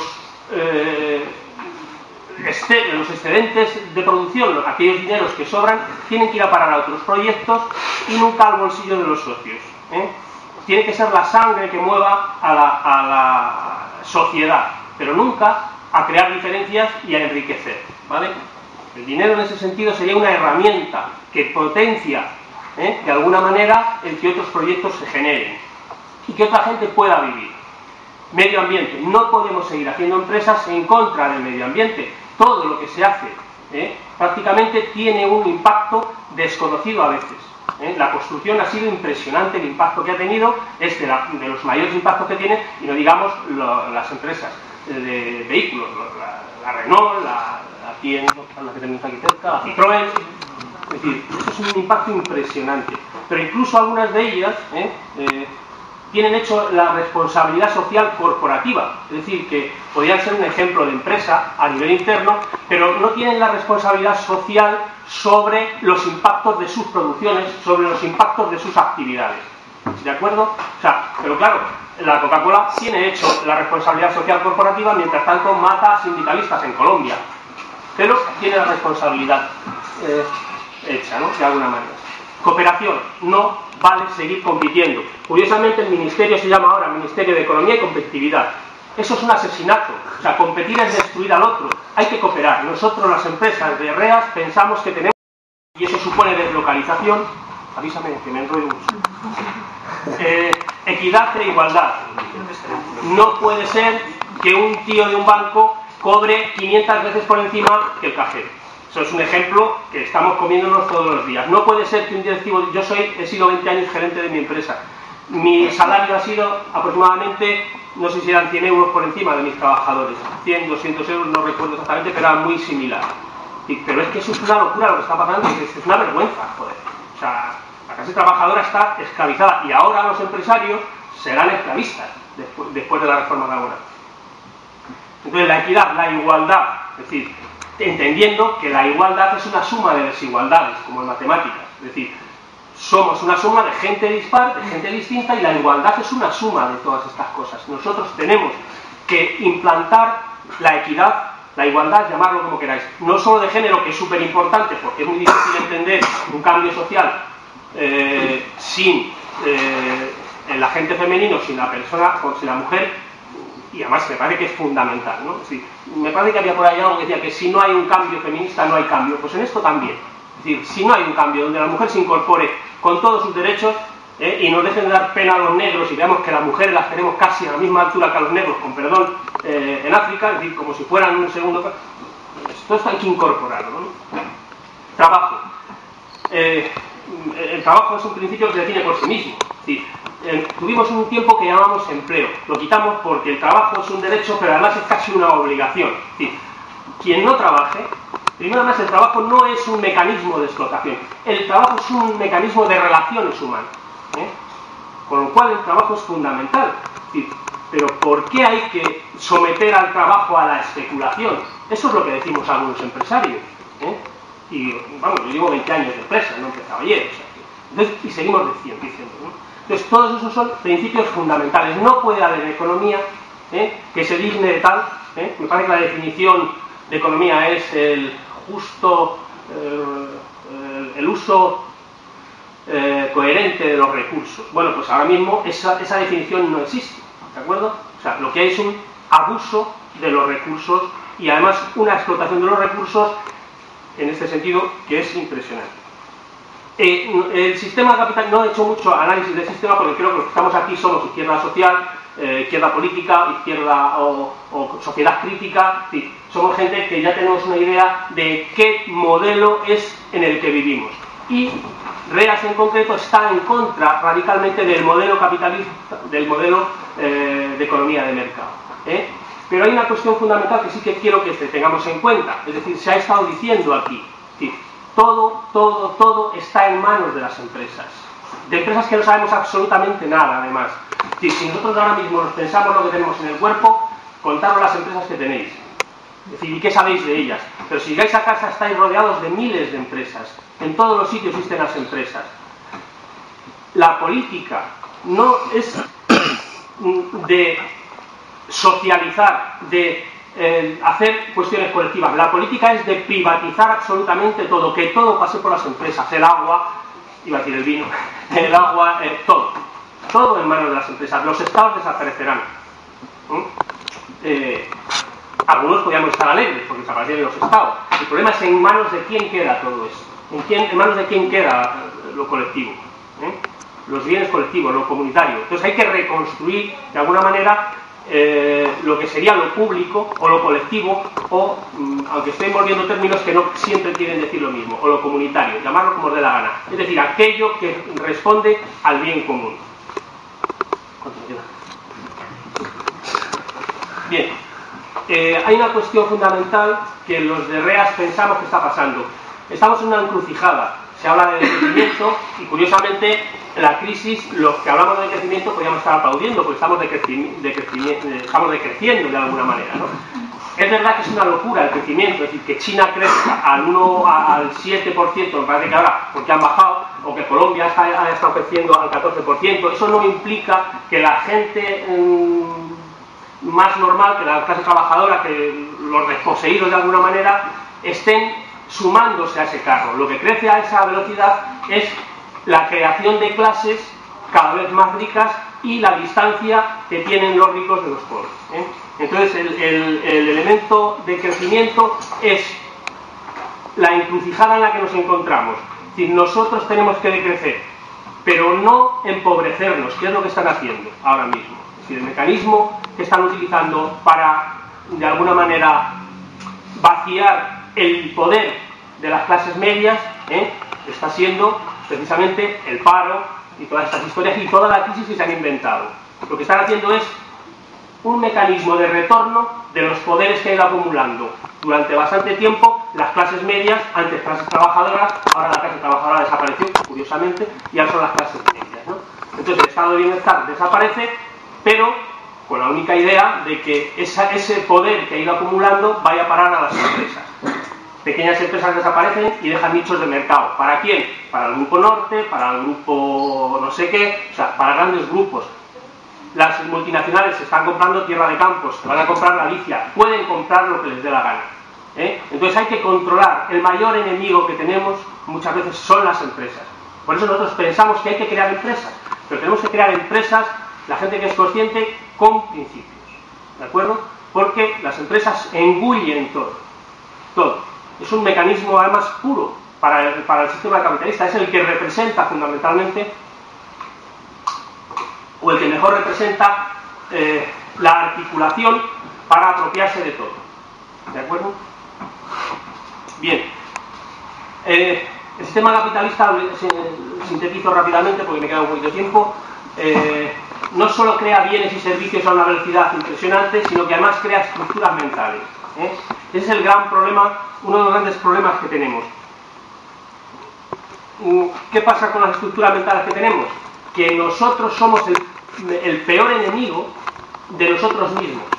Es decir, ¿cuánto de nosotros tenemos que cambiar para que sea posible un cambio real en la sociedad y no engañarnos?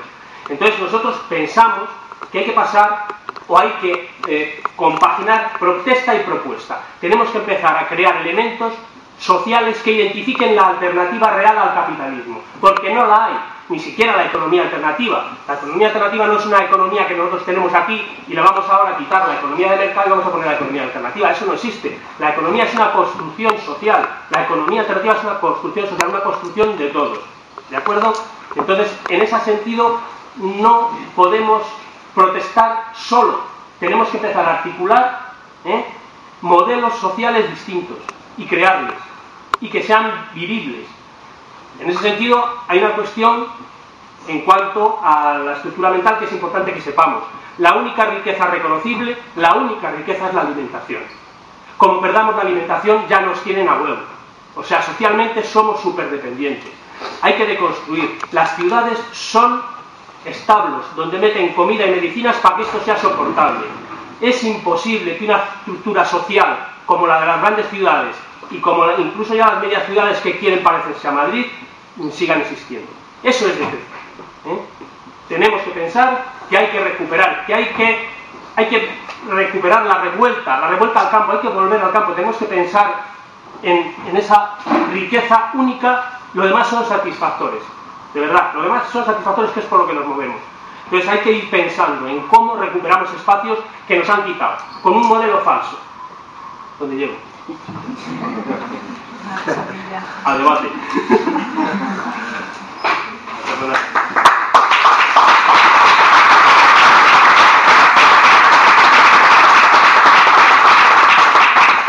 Bueno, ya, que alguien modere de los organizadores.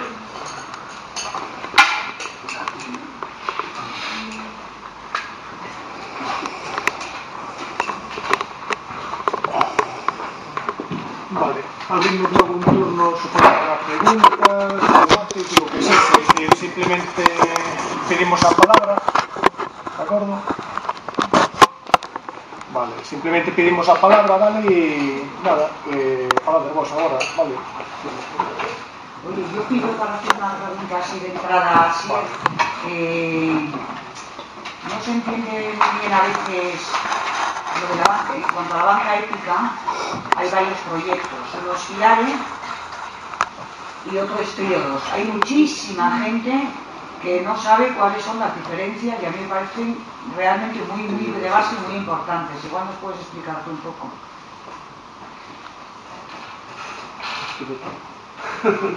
Yo puedo hablar entre comillas.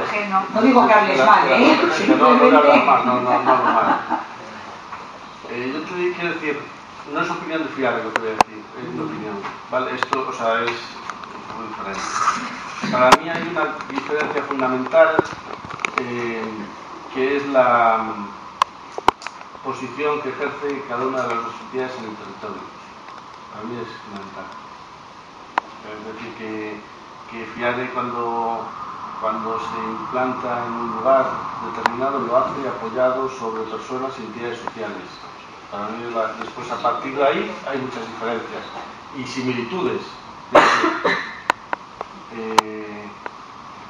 Decía una vez Arcadio Oliveres, que muchos habéis oído hablar, cuando decía yo soy de FIARE y cliente de Tríodos.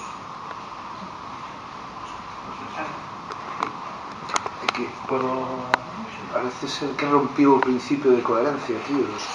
Invirtiu unha mega presa dito por membros de FIARE, precisamente, en Chantada, no ano 2010, unha charla como esta, unha das charlas que deu como esta, comentara naquele momento que Tríodos que rompera o principio de coherencia, invertindo nunha empresa, nunha mega presa no Brasil, que eles que non a consideraban xa como finanzas éticas por ese feito. Citou ese feito concretamente, vamos, que rompía o principio de coherencia. Tríodos, vamos. Eu non sei, non o teño contrastado. Eu non o teño contrastado, foi unha opinión dun compañero vosso de, non sei se foi de COP 57 ou de FIARE. Yo estoy en el Comité Ético de Castilla y León. Estoy en FIARE porque tengo una empresa, mi empresa es socia promotora de FIARE en Castilla y León, aquí no, porque no puedo estar en todos los lados. Primero, la ética tiene muchas dimensiones, es decir, entonces ellos pueden pensar que son éticos, nosotros que no. Pero hay dos diferencias fundamentales que son claves. Una, Tríodos no tiene una estructura social detrás. Tríodos tiene dinero y dice voy a abrir una banca, voy a abrir una oficina en Orense y pone una oficina en Orense.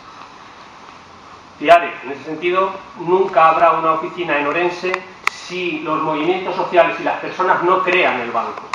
Primera, importantísima además. ¿De acuerdo? Es decir, es un banco que construye la gente.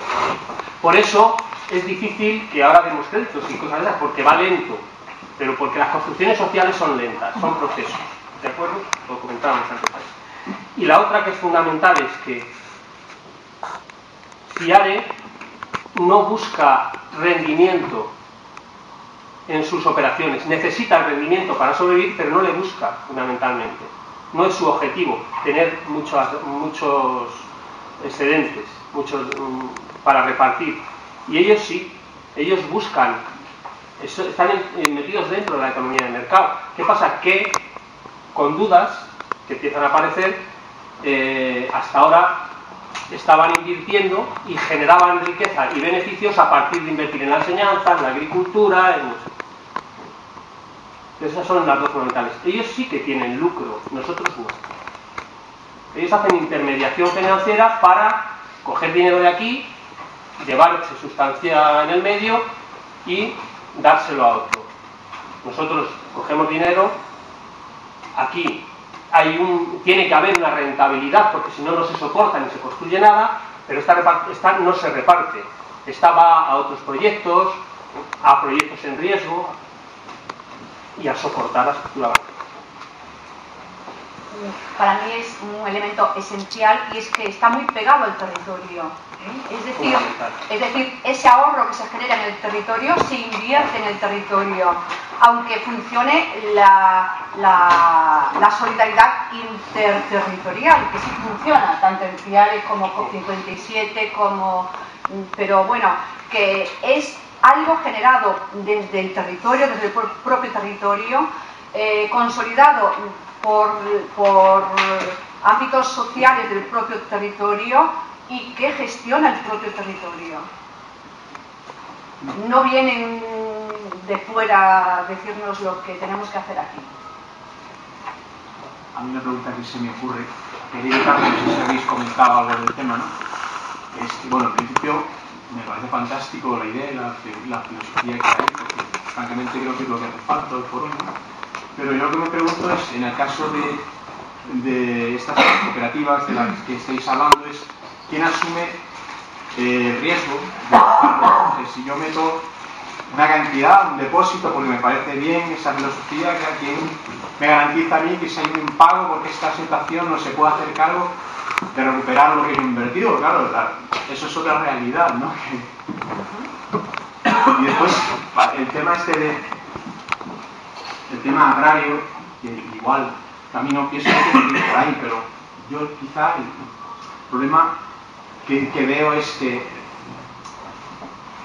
quién quiere ir al campo a trabajar, ¿no? Porque hace muchos años ocurría precisamente lo contrario, la gente se iba del campo, o sea, había trabajo en el campo, pero no estaba lo suficientemente bien pagado, no daba lo suficiente como para que bueno, hubiera una calidad de vida.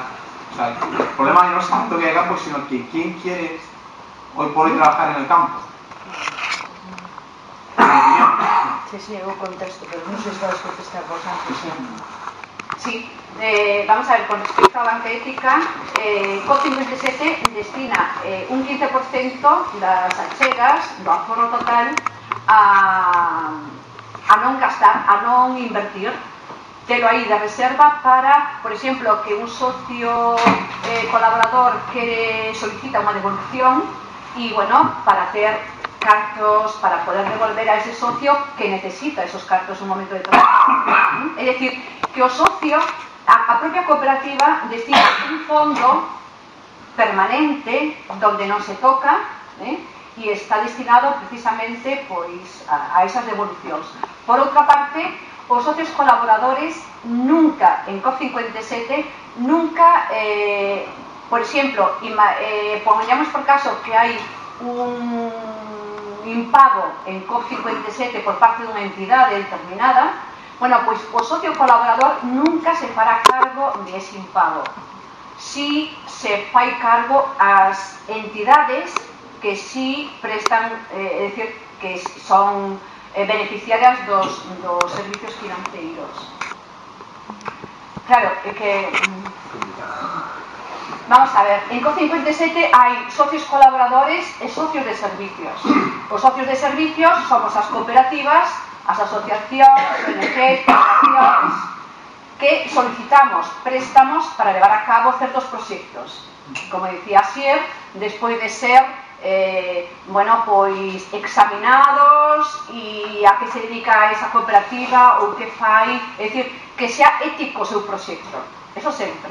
Hai unha evaluación de esas entidades que queren pertenecer a COP27. O mismo falo por Fiare porque xa comentou así. Ben, entón, quenes son beneficiarios en COP27? Por eso dicen que estaba coxe o proxecto de COP27 porque solamente en estos momentos presta servicios ás entidades de servicios, ás entidades, é dicir, cooperativas, asociacións, etc. Personas físicas non presta axudas. As persoas físicas o que podemos facer é, como decía, destinar os nosos aforros, poñelos en COP27 e que, bueno, que os nosos aforros ao mesmo tempo nos xeran xuros tamén, dependendo de os xuros dicen que se acordaron na asamblea, bueno, pois destinados a proxectos. Pero eu, como persona física, non teño dereito a pedir un préstamo. Por eso, estamos traballando en rede con Fiare, somos socios con Fiare para sacar adiante e estamos colaborando e temos unha conta en COP27 para conseguir capital social e invertilo en Fiare para esa futura cooperativa que ojalá y segurísimo que dispoñeremos todos e estará ao servicio dos ciudadanos. Entón, en COP27, que sucede? É dicir, hai un impago, pois o socio colaborador que deposita os seus cartos non vai a facer frente a ese impago. Facemos frente a ese impago as entidades, que nos beneficiamos dos préstamos, evidentemente. Non sei se aclarei o que me preguntabas. De feito, en COP57, desde 1996, que botou a andar co Cataluña, bueno, pois nestes momentos non hai problemas financeiros. É dicir, non hai déficits, non hai, estamos, algo saldrá ben, algo se estará facendo ben para que en cantos anos, 15, 16, pois hai esta trayectoria, non? O caso de Fiare, remataches aquí. Sí. O caso de Fiare é un pouco diferente, porque como comentaba ao principio, Fiare actúa en España na súa actividade bancaria como axente da Banca Popular Ética. Neste caso, a actividade bancaria está avalada polas cuestións legais e relacionadas con España, é dicir, que é como se abrixemos unha conta de calquera entidade financiera. As mismas garantías que tendría un fondo de garantía, ¿no? Que se hubiera ocurrido pues, en dos casos encaja Castilla-La Mancha y la señora esta se coge el dinero, se va a su casa y hay alguien que avala todo eso y él ha cogido la parte de ese país, ¿no? Es decir, que esto existe ese fondo de garantía que avala los propósitos en Fiare, un poco diferente, porque é actividade financiera bancaria. Bueno, pois con relación á pregunta que facías de quen quere ir ao campo, bueno, en primeiro lugar, unha das reivindicacións básicas é precisamente eso, que se crear as condicións a través da política agraria para que os labregos e labregas poidamos vivir do noso traballo, e para iso pasa por o establecemento de precios remuneradores. Eso é básico, porque, bueno, a cuestión ahora mismo dos precios dos nosos produtos está totalmente decidida a través da política agraria e é un planteamento a baixa, é un planteamento para expulsarnos da actividade agraria, porque non interesamos tampouco aí. Entonces, esa é unha das cuestións básicas.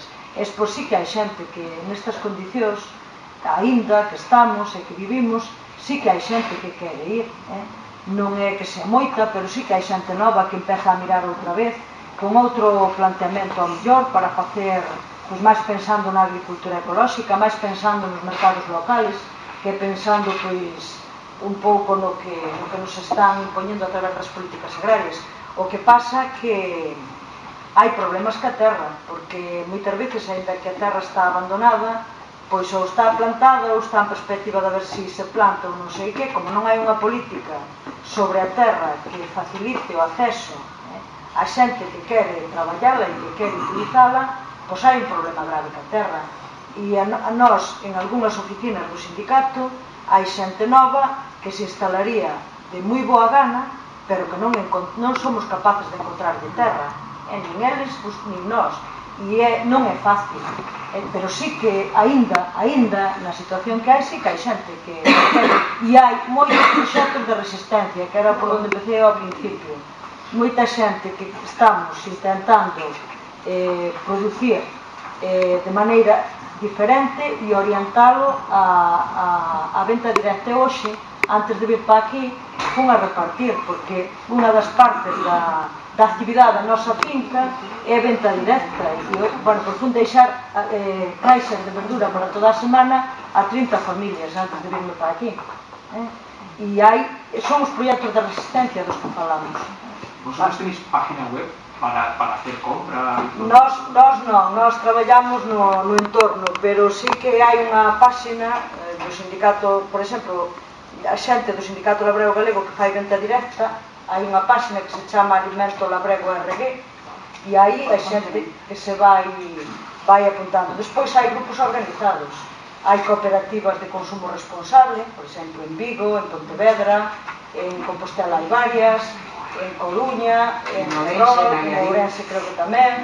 Bueno, e despois hai grupos informales, hai moita xente que non quere crear ninguna estrutura cooperativa ni nada, e reúnense como un grupo informal, contactan directamente con productores ou productoras e compran directamente. Entón, ese tipo de traballo é algo que se pode facer no entorno. Ahora, eu digo sempre, ser consumidor crítico requiere militancia. Sento-me na casa e que me veñan traer ali toda a miña casa. Traballo de esforzo.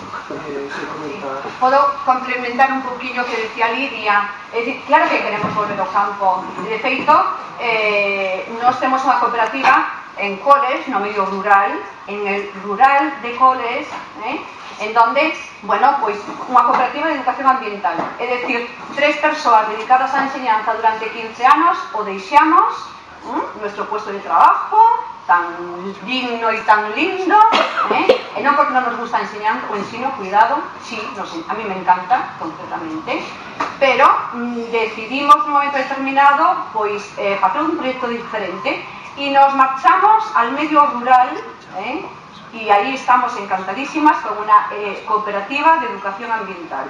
É dicir, e traballando na terra tamén, é dicir, miña nai o millón non entende moito, porque claro, el puesto de profesora, pues non sei, a lo mejor, pues, pero bueno, pero ahí estamos, queriendo retornar, evidentemente. Quería un poco hablar del tema de lo que es calidad de vida. Claro. Es un concepto muy subjetivo, es decir, yo soy de Madrid, llevo 30 años en el campo, con cultivo biológico. He tenido una niña que se ha criado que hasta los 6 años no ha tenido ninguna enfermedad hasta que empezó el colegio, con medicina natural de plantas, o sea, que dice ahí, y te puedo garantizar que respirar aire puro, beber agua pura y alimentos sanos y vitales, ese es el principio vital para mí y esa es la calidad de vida.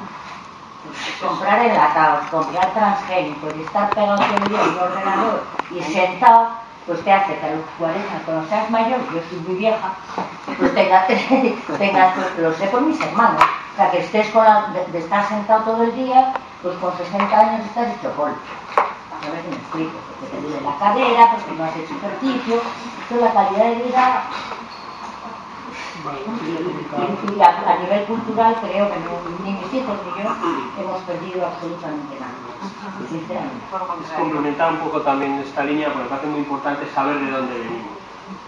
Y aquí ha habido una apuesta social que ha sido por un modelo de desarrollo determinado, que no ha sido por lo que teníamos aquí. Pues aquí se ha desarrollado el Estado, por decirlo de alguna manera, a partir de cuestiones ajenas a lo que éramos. Aquí en Castilla se desarrolla a través de la Renault, aquí a través de la Citroën, pero jamás se piensa en el campo. El campo es un lugar para extraer, fundamentalmente. Entonces aquí hay un problema de modelo, de por qué se apuesta. Se apuesta por generar una riqueza que se va a Francia, o se va a Alemania, o se va a donde sea. Pero no por lo que tenemos nosotros, una ganadería y una capacidad de crear alimentos impresionante que jamás se ha apoyado. El desarrollo se hace en las ciudades, y las ciudades lo que hacen es vaciar los pueblos. Apostando en esa misma línea que dice ella, aquí tenemos una empresa de mermeladas que se está creando en la zona de... O sea, ha creado una cooperativa de mujeres que está haciendo mermeladas, y que sí que hay. Nuestro pueblo era un pueblo abandonado y ahora somos 20 vecinos. Era un pueblo absolutamente abandonado, de los cuales 7 son niños, 21 o 7 me parece. O sea, es decir, que sí que hay una revuelta al campo. Necesitamos emboscarnos otra vez, ir al bosque, ir a recuperar lo que es nuestro. Tenemos Galicia abandonada. O sea, hay la zona que vimos nosotros, hay miles de castaños abandonados que han estado dando a gente de comer durante siglos. Pero ¿por qué no se ha puesto por ese desarrollo? Perdona, creo que estabas... Pues nos llega una pregunta sobre otro tema, si habéis acabado con este. Sí, sí. Yo quería una solución práctica, o sea, yo con gasto poco, intento gastar lo menos posible, casi siempre cobro en negro, pero alguna vez cobro en nómina, alguna vez la tarjeta tengo que usarla, pero para el móvil y todo, pues eso, uso el banco me lleva unos 100 euros al año, entre comisiones y la tarjeta son unos 100 euros al año, que si puedo no dársela a ellos, no se la doy a ellos, pero, y estoy obligado a usarla, porque tampoco quiero, yo uso el móvil, pues se llama mi madre. ¿Qué alternativa a eso tenéis vosotros? Yo puedo sacar mi dinero, pagar el teléfono y todo, y bueno.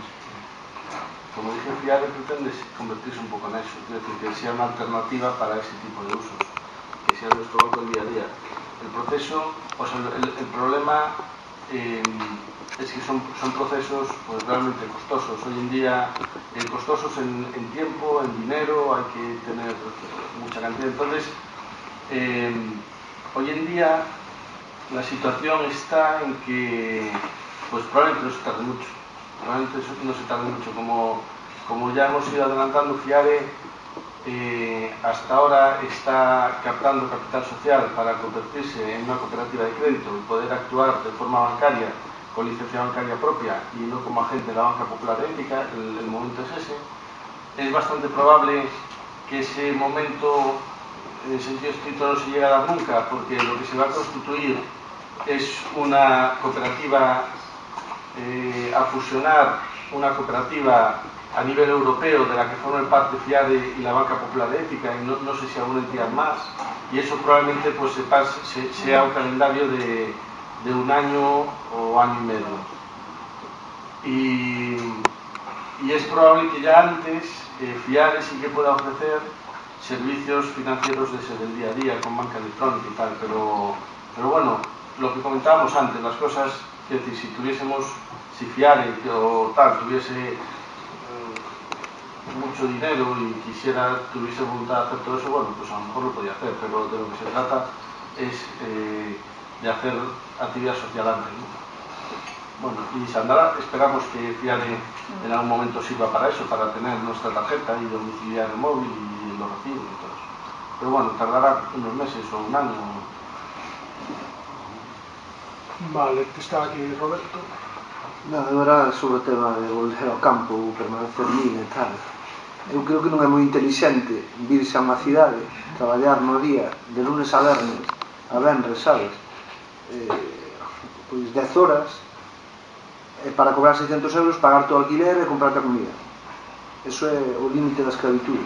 Mentras que se te va, non digo todo o mundo, habrá moita xente que non o pode facer, ao mellor non que é máis complicado, pero moita xente que abandonou as terras si se podería plantear vivir en liberdade, sencillamente, porque o que está facendo aquí é existir, o sea, sabes, sobrevivir. Pois para sobrevivir así, mellor sobrevivir en liberdade, sabes. Pasa que, bueno, hai que plantearse e botarlle valor e facelo, non? Non é no sofá, como decía Lidia, é imposible. Eso requiere esforzo, non? E arrancar ali un torrón de terra dá moito traballo, sudas e todas esas cousas, non? Non aparecen as cousas dadas así por acá. E ademais, pois incluso non, sabes, según que non miras, te parece que é unha cousa extraña, non? A terra, Dios mío, mancha esas cousas, non? Sabes? Pero é o máis inteligente, porque é máis hoxe. Yo quería decir,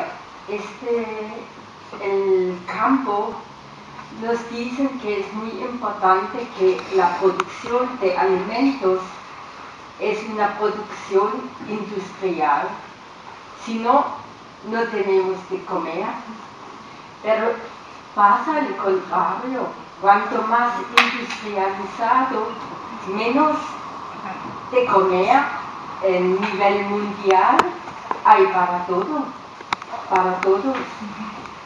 Y este corresponde con las empresas y las empresas que no están formadas en una manera democrática nunca puede ser una sociedad democrática. Estas dos cosas están unidos. No sé cómo explicar. Espero que entendáis.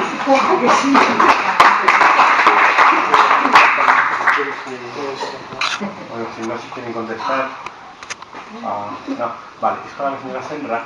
Me ha llamado mucho la atención, o algo la atención, que en los problemas que explicabas sobre financiación o la cantidad del territorio que hace falta, no has hablado especialmente de la distribución de la producción que se hace. Y yo por caso concreto personal mío, cuando he ido a buscar a lo mejor a un supermercado un producto y me he fijado en la procedencia, incluso suponiendo un centro comercial gallego, supuestamente, o una marca gallega, la procedencia a lo mejor era La Rioja. Y no sé, creo que el proceso normal es que los productores lleven el producto al consumidor final. Claro que el consumidor final puede ir al agricultor a buscar el producto concreto, pero si tú buscas ajos, vas a ir a un supermercado y vas a buscar ajos, no vas a buscar un agricultor que cultive ajos. Claro, pero mira, date conta que tal e como está articulado e fomentado a través das políticas actuais, tanto de producción como de comercialización, o que está precisamente planteado é eso, para poñerche diante das narices unha gran superficie onde vas a encontrar o que as multinacionales queren poñer ali e de onde sea. E iso ten un impacto, que non falei antes del, pero ten un impacto ambiental tamén importante, porque os miles de kilómetros que se recorren, o que compramos todos os días para comer, se os sumamos, vamos quedar alucinados. Hai un libro por aí que se chama Supermercados non gracias, que está coordinado por unhas personas de Cataluña, e hai un artículo dentro dese libro que dice que a comida de domingo tradicional en Londres recorre os kilómetros equivalentes a darlle unha volta ao mundo. Imagínate despilfarro enerxético, emisión de gases de efecto invernadoiro, etc.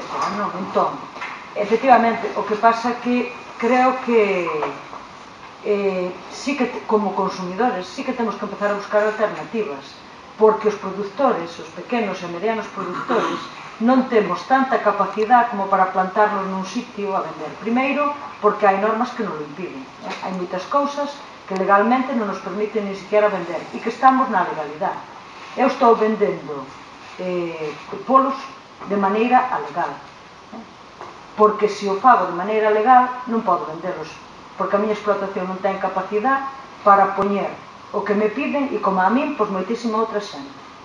A parte do que nos piden non garantiza absolutamente nada, non garantiza ni seguridade alimentaria, como dicen, non garantiza nada, porque non nos miran como producimos os polos, pídennos que teñamos as instalacións dunha maneira determinada e punto.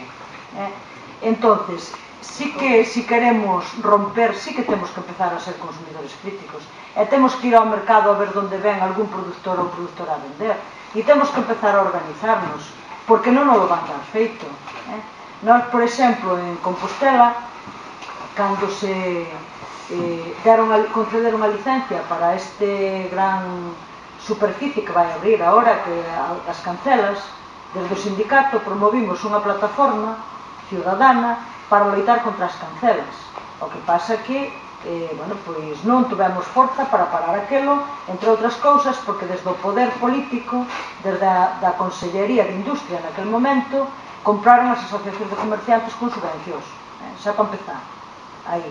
Entonces, esa forza témola que ir facendo e temos que revelarnos no día a día, e tú como ciudadano, si o valoras e o interiorizas, vas a empezar a dar pasos.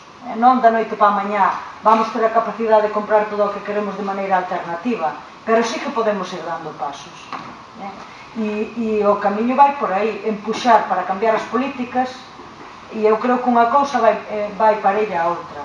Os pequenos proxectos axudan a empuxar para cambiar as políticas e a nosa decisión do día a día pois tamén, non? E podemos presionar os concellos, podemos, eu que sei, toda a presión que se fixo, e desde o sindicato lanzamos unha especie de plataforma non formal, pero que traballamos con outros colectivos, por exemplo, no tema do produto caseiro. O produto caseiro, afortunadamente, non está legislado, afortunadamente, porque se chega a aprobar o decreto que estaba listo no bipartito, no goberno bipartito, estaba a punto, que pasa despois, viñeron o proceso, viñeron as eleccións e non deu tempo a aprobar, a publicar ese decreto, hoxe non tiñamos produto caseiro nas nosas maus, sería de Coren. Quen podería poñer legalmente produto caseiro a un chourizo feito na casa sería Coren e non eu. Poder decir que os chourizos meus son caseiros. Porque a normativa que se aprobaba iba a permitir que Coren o poidera facer e nós non. E iso, afortunadamente, non o publicaron e este goberno de momento ten no caixón, espero que siga tendo no caixón. Ese é o noso obxectivo, que o sigan tendo no queixón, que non lle toquen, por favor. Porque como lle toquen, como aproben, quítanlo das mans. E con todo é igual. As plazas de abastos son uns espacios dos que nos botaron os labregos e labregas para vender. E deixanos, no mellor dos casos, un espacio totalmente inmundo para poñer ali, no mellor dos casos, porque hai moitos sitios que xa nos botaron para fora. Hai moitas plazas nas cidades que xa non podemos estar dentro, temos que estar fora. Entonces, eso todo temos que ir peleando a sociedade se queremos, e teremos que meter en veredas aos concellos, porque teñen moita capacidade para permitir determinadas cousas. E, mentras tanto, insumisión, como produtores e como consumidores, moita insumisión. Eu defendo a insumisión na relación de compra-venta entre ciudadanos e ciudadanas e produtores e produtoras. E non nos queda outra se queremos apoiar. E son proxectos de resistencia, non nos peredes grandes proxectos, porque non temos capacidade para montar grandes proxectos. Nin para vir aí a organizarnos e vir a vender non sei que, non temos esa capacidade. Vale. Boas tardes. Un pouco xa do que ia preguntar que xa non acabo de contestar. Bueno, basicamente é un pouco tamén iso, non? A pregunta era concretamente un pouco que tipo de acción, non? Directamente pola vosa parte, a vosa principal acción ou a principal demanda é o consumo crítico, non? O consumo local, a proximidade en xeral. Hai outra cousa que a mí me chamou moita atención, que de feito a accións e a colaboracións, bueno, vou un pouco por dentro. Por respecto a accións e colaboracións, como podemos colaborar con ese grupo? Poderíamos, o que comentaban antes, non? A página web, de como se podería consumir directamente, saber que son grupos que están xa unidos con ese fin, con esa finalidade, non? Con esa política tamén da producción e do reparto da terra. Un pouco como se podería contactar de parte dos cidadáns que sí que queren participar e non teñen esa información, que moitas veces o problema que temos é a falta de información, non o acceso. Outra reflexión, un pouco sempre que teño, non? Hoxe en día a terra está abandonada, pero falta que a xente queira para que de repente os antigos propietarios deixen de abandonala e querela para non se sabe que, pero a queira, non? Hoxe en día neste país a terra, gracias a Deus, non é problema, queren algúns avós que din que lles costou moitísimo esforzo conseguila, hoxe en día está moi desprestixiada e moi despreciada, pero posiblemente, vendo como están as cousas, haberá que plantexarse un futuro na loita pola terra e os problemas que, por exemplo, se dieron, non sei, por exemplo, en Latinoamérica, a loita pola terra é algo moi serio, é algo moi importante, que hoxe en día non vemos, pero vendo como se están sucedendo as cousas, posiblemente teñamos un conflicto grande. E finalmente, para facer outro asunto, un pouco que sí me parece a mí indignante, bueno, todo parece indignante, non? Pero algo que me parece imprescindible, que é o que comentaba, non sei se aquí o compañero, é que o principal é o alimento, non? Se nos tocan o recurso do alimento, pois acabase todo, non? Pero comentaste algo moi importante que é o recurso da auga, non? O recurso da auga incluso por enriba do alimento, entón gustaríame saber como se pode canalizar un pouco esa denuncia, porque isto xa a auga non a podemos producir nós, a auga é algo máis complicado e como cidadáns do mundo penso que deberíamos ter accións e denunciar ese feito, que non nos lo colen como comentaxedes que estaban intentando de facer, algunha acción ainda que sexa de denuncia pública, que a xente o saiba e que a xente obviamente non vai querer que lle privaticen un recurso tan básico, tan público, tan necesario como a auga. Bueno, son así moitas cousas, non? Empezando polo tema da auga. O tema da auga, efectivamente, creo que o primeiro aspecto básico é a información. E, polo tanto, eu, en todo caso, o que chamaría eso, a organizar actividades para conocer a lei, para estudiala, conocela e vela. e a partir de aí pois ir articulando as accións que se crean oportunas en cada momento, non? Eu que podo dicir é que por parte do sindicato ano pasado, en torno do Día Mundial da Auga no mes de marzo, fixose unha manifestación importante. Desafortunadamente as organizacións máis que as que nós máis traballamos, tipo medioambiental, etc., non entenderon o problema, bueno, estaban un pouco na idea, estaban moi divididas, porque conseguiron un pouco colar esa idea de que o canon era para protexer a auga, para conservar a auga. Entonces, pues desafortunadamente non fomos capaces, nós non soubemos explicar posiblemente ou debatir coas organizacións que as que traballamos habitualmente.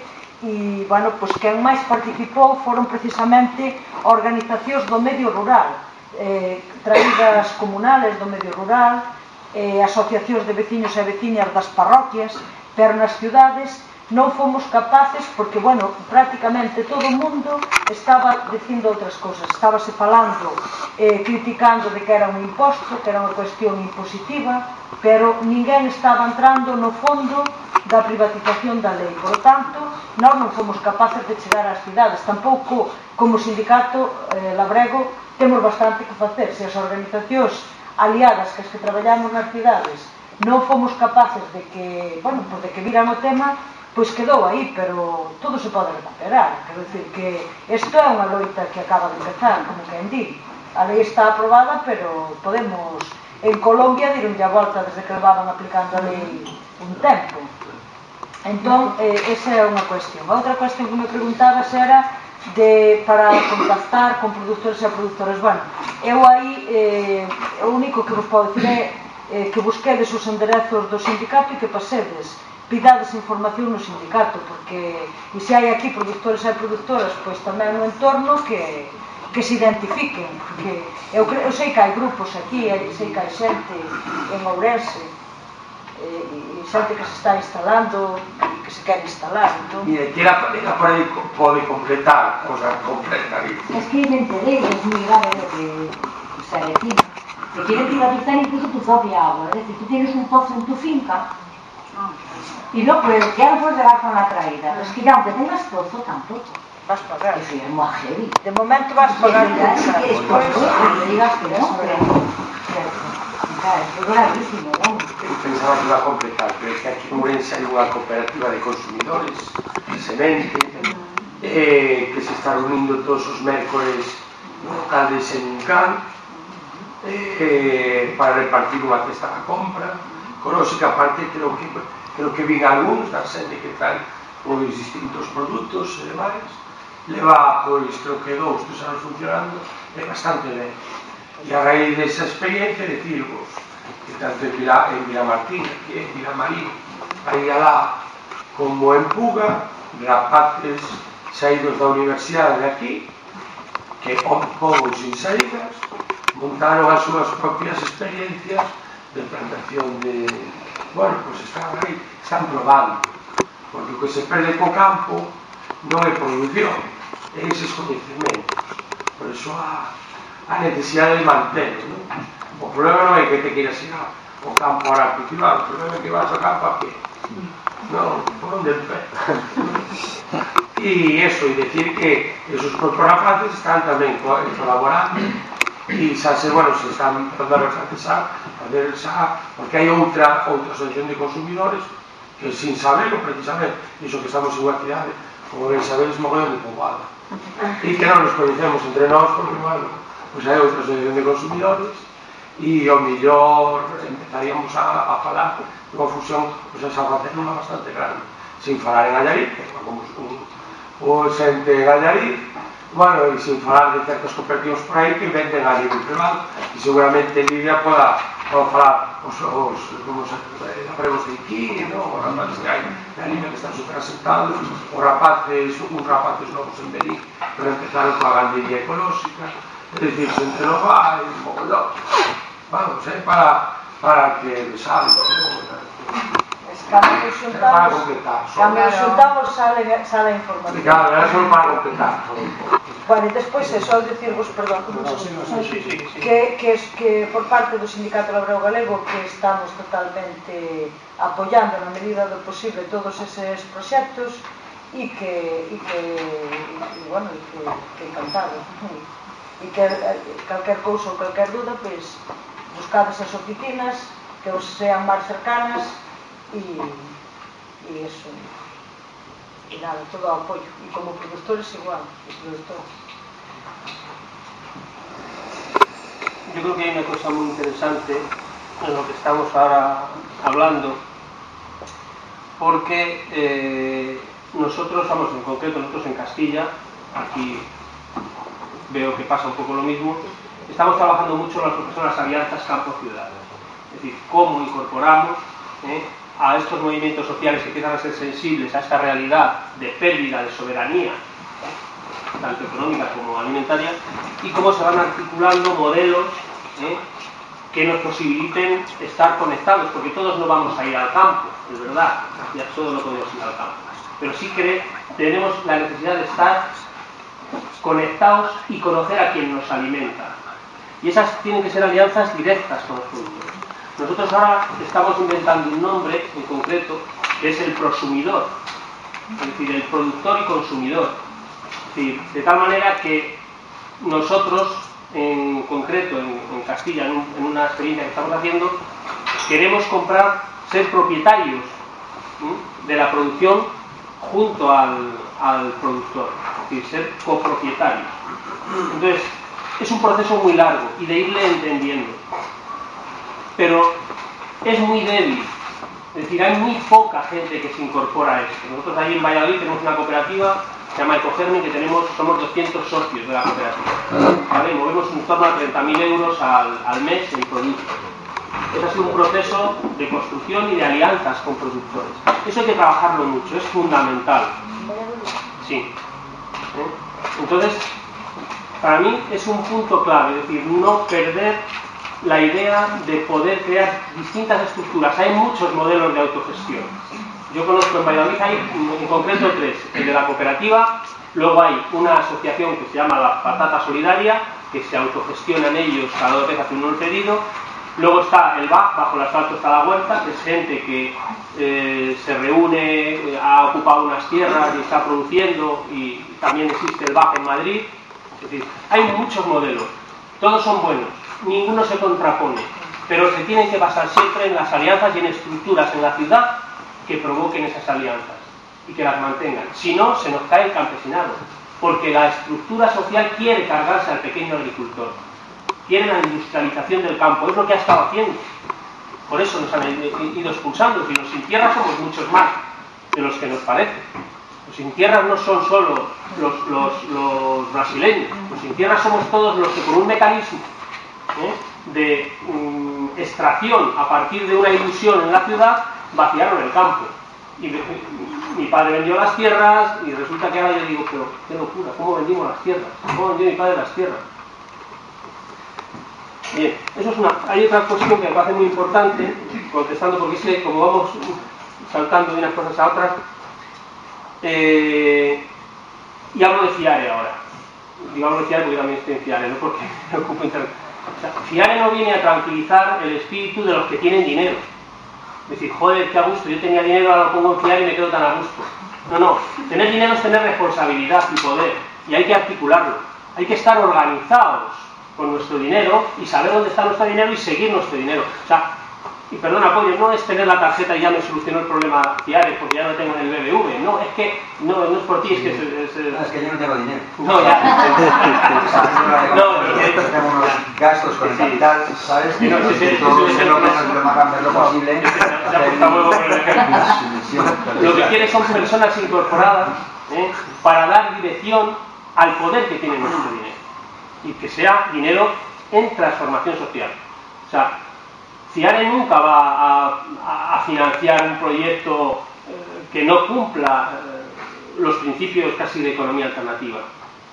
O por lo menos que esté en la línea, porque es muy difícil decir, ser perfectos. Esa es una. Y otra que es muy importante, que yo creo que es lo que quería decir Lidia, ella tiene una cooperativa de mermelada en la Ribera Sacra y está en Reas también, es que hay que democratizar la economía. Es decir, las empresas tienen que ser democráticas. O sea, lo más oscuro que hay en este país son las empresas. No sabemos lo que hay dentro. Pero las empresas también agrarias. O sea, las empresas de fitosanitarios, esto es vamos, o sea, venden lo que se les ocurra y les da igual los impactos que tienen. Yo también podría hablar de Reas, que también soy socio de Reas. Es que es secretario, no solo es el secretario de Reas Galicia. Non sei, había alguén antes, non sei quen era. Quen tiña pedido o turno de palabra? Porque... Va, pues ti. Vale, era respecto a que falábamos antes da diferencia entre tríos, e diario, cosas non sei. Eu escoitei que tríos, non sei se estou equivocada, ten un órgano de decisión. E, por exemplo, COP57, perdón, que COP57 todos os socios teñen voz de voto, e deciden, por lo tanto. Entón, a mí me parece unha diferencia, así que é así, bastante importante. No sé si sabes si eso de democratizar la economía, no democratizarla, por ejemplo. Claro. Pero é así, É así. Sí, así. Certo. En tríodos cedes a tua capacidade porque te asocias a tríodos, pero tens que asinar que cedes a túa capacidade de voto, cedes ya a alguén, non sei exactamente que despois. Como delegado, non? Sí. O algo así. É outra diferencia. Ahora pídome o turno de palabra. No tema que falabas antes do capitalismo agrario, de como se pretende facer con todo, na Ribeira Sacra, que é un sitio estupendo, non? Si que eran nas mãos dunhos políticos intelixentes. La tierra es así, Las vacas pagan con arnés allí. No, bueno, si, pero é que... Está pensando no viño. Eu nacín ali ao lado e aseguroche que se houbera xente intelixente, o que pasa é que, bueno, haría un aparato de poder político atemorizador, descomunal, que en vez de desarrollar os potenciales que ten a terra, o que fai é reprimilos en beneficio propio. En ese sentido iba.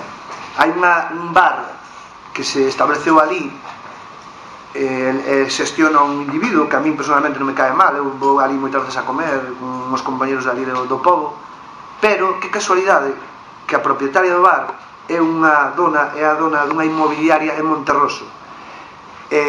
Pretenden facer un negocio na sombra comprando e vendendo casas, pero dunha maneira totalmente, en vez de vincular a xente que vivía ali no territorio, que eran os que teñen dereito a explotarlo, os que deberían de ter dereito a explotarlo, natural, non o fan, están buscando a maneira de leválo silenciosamente para beneficiar eles, especular, non bueno, toda a arquitectura daquela zona é impresionante, ainda que sea difícil. ¿Qué pueblo? El pueblo. ¿Qué pueblo? Calquera deles, desde Porto Marín hasta os Canón do Sil, calquera deles. Non sei se coñeces a zona. Vives na zona.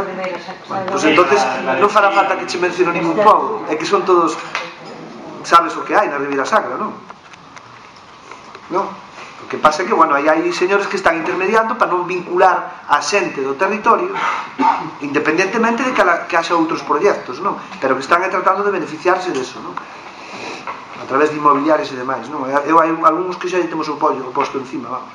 O que pasa é que, claro, os políticos da zona son os auténticos vendidos que están a ver se sacan algo desa intermediación e, bueno, é todo aí, non? E se lles fa al frente, incluso tamén amenazan físicamente, vale.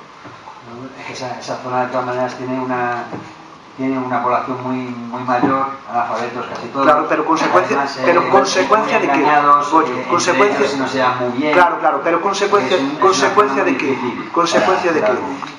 eso ten un porqué. Eso ten un porqué. Son 30 anos. Eu conocín esa zona fai 40 anos. E aseguroche que era un jardín. Eso que tú ves, era un jardín, con toda a dificultade que lleves aí e todo, era un auténtico versel aquilo. vale, que tú era métodos que eran da Edad Media, pero claro, os señores que chegaron aquí ao poder, en vez de, sabes, aproveitar o que tiña de bo eso, reconvertiron, non, dixéronse, deprimírono, porque apuntaron para outras historias e agora teñen índices de paro descomunales e todo o que se ven por detrás, pero bueno, unha historia moi larga todo o tema ese. Bueno, eu o que me interesaba era ver como podíamos aquí en Ourense colaborar activamente con Fiare e con de algún xeito xa eu teño os meus contactos, pero bueno, pregunto ahora porque hai máis que sí. Aí tienes unha que quieres trabajar. Bueno, de hecho ya estamos intentando montar un grupo, ¿no? Directamente desde Ourense para sí, andamos nesas ideas. Que bueno, colaboraremos también con la SIE y tal y... Sí, pero vamos, que sí, está empezado. Sí, contactos temos os millóns deles, agora nos falta pasar a acción. Eso no que necesitamos é buscar esa articulación social que vos xa conocedes dos Ourense. Non ten tampouco moito sentido que viñamos fora, non? Que é o que se fundamental. Sí, bueno, pero digo para guiarnos de entrada, non? Ver como podes dar os primeiros pasos e máis. Logo os primeiros pasos, como digo, bueno, a organización sería que sea un pequeno grupo promotor local de Fiare Ourense. Ese Fiare Ourense se relacionaría coa Asociación Fiare Galicia, que sería realmente que formaría parte de Fiare Ourense. Xa está, eso está creado xa, eso lógicamente habría que ver que acompañamento necesitades e facelo, non é problema. Pois é un mirado.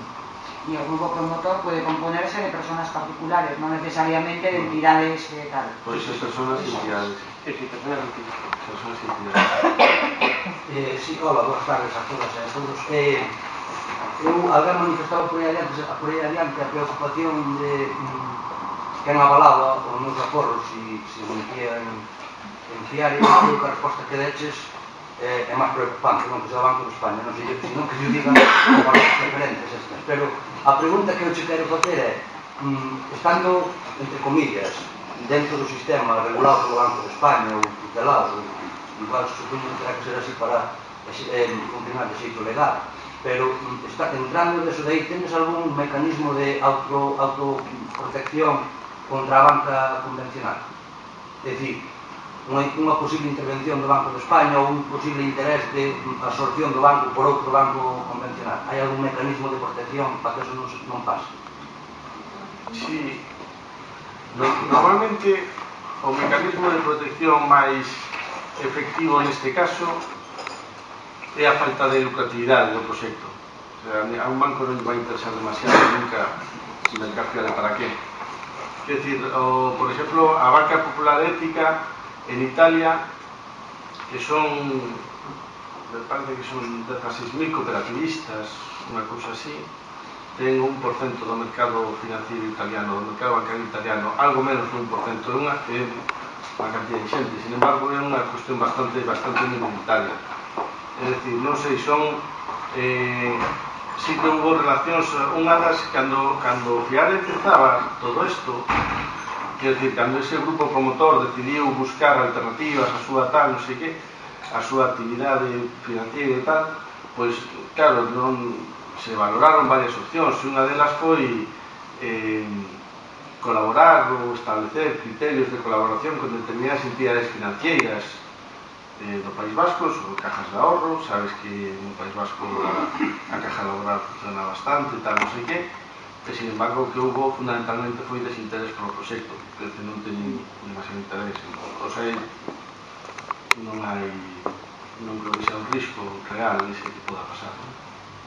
Se houbera o risco, se chega o que sei, alguén pasa algo raro e quere, non sei, invertir moitísimo dinheiro ou facer algo, pois hai o Comité de Ética, que o Comité de Ética está organizado pues, de tal forma que efectivamente non haxa intereses económicos, que non haxa tal, non sei que, hai unha serie de xente que se escollen, non sei quen son hoxe en día, pero bueno, é xente que ten certa historia tamén, como certa solvencia, como para poder asegurar tal, que un pouco a línea ética do proxecto se vai manter.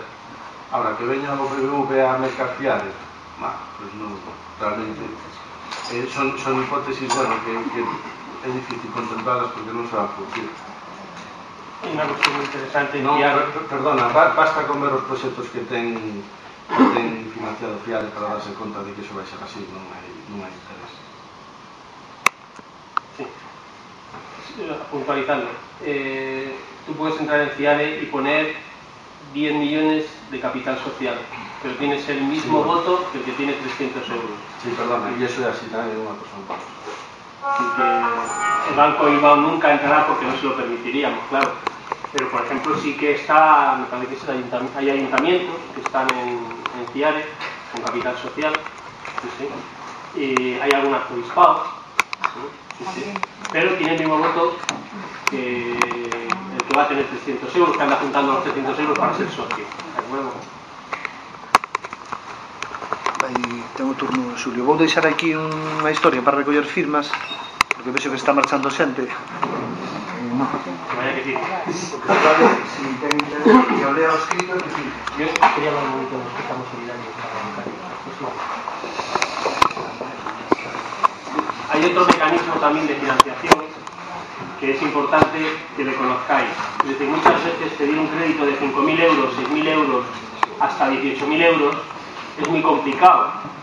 Tanto, vamos, el BBV no nos le va a dar, pero FIARE también es complejo porque en principio los dineros vienen de Italia. Vamos, en lo que nosotros estamos funcionamos como agentes de la banca popular italiana. Entonces hay un mecanismo que es lo que son los préstamos solidarios, que hay muchos formatos, desde bonos hasta tal. Y es muy sencillo, son herramientas que están funcionando bastante bien en muchas ciudades. Y es que un grupo de gente, si alguien necesita dinero, un grupo de gente presta ese dinero con un contrato. En Valladolid antes se hacía de manera, digamos, un poco arcaica, es decir, de cualquier manera se hacía un contrato y se daba dinero, pero ahora se está haciendo también a través de FIARE. Entonces, FIARE, en este caso, avala moralmente el proyecto, no avala económicamente, moralmente, es decir, que conocen a la gente que pide el dinero, saben que el dinero se va a utilizar para una cosa determinada, para un proyecto determinado, que no se necesita mucho. Muchas veces para montar una pequeña empresa se necesitan 5.000 euros, o para comprar un autoclave, o para comprar cualquier máquina que pueda favorecer el desarrollo del proyecto. Entonces, lo que se hace son o bonos solidarios o contratos solidarios, donde se sacan a lo mejor, si son 15.000 euros, pues 15 personas que dejen 1.000 euros y se paga el IPC, generalmente, para que ese dinero solidario no pierda poder, sino que sirva para seguir moviéndose. Es un mecanismo muy simple y que se puede también ir estudiando e implantarle en ciudades. Eso no impide, todo lo contrario, o sea, refuerza el papel de FIARE, porque empieza a moverse el dinero de otra manera.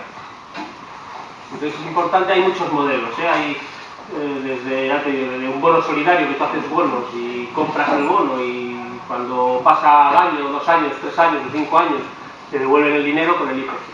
O sencillamente un contrato entre particulares donde tú dejas 1.000 euros para este proyecto, para que ese proyecto funcione. Pero 1.000 euros de 15 personas son 15.000 euros. El riesgo es muy pequeño porque, bueno, yo hablo de 1.000 euros, pero hay préstamos, nosotros hemos comprado máquinas con 300 euros de préstamo, es decir, mucha gente que deja 300 euros. Entonces no es un riesgo grande y posibilitas que alguien desarrolle un proyecto en un pueblo o un agricultor que quiera comprar un terreno. Eso por un lado. En cuestión de las alianzas campo-ciudad, estamos trabajando en una cosa muy importante también. Decía Lidia que hay una ansia ahora mismo porque se ha cambiado de ser la ciudad el centro de especulación, donde se compraba y se vendía y se edificaba y se compraban terrenos para edificar y tal, ha pasado esa ansia al campo. Nosotros estamos empezando a crear mecanismos de compra de tierras colectivos, de tal manera que tengamos una reserva de tierras en manos de mucha gente y que no se pueda especular con ellas y que sirvan para su objeto, producir alimentación. Eso es otro de los elementos que tenéis que ir estudiando también, junto a los agricultores. Es decir, nunca desde la ciudad, si se hace eso sin la perspectiva de los que están trabajando en el campo, podemos caer en el juego de la especulación colectiva. No es para especular, es para producir alimento. Y eso sí que es una de las cosas que nosotros estamos empezando a trabajar. en Castilla también, que es la compra colectiva de tierras.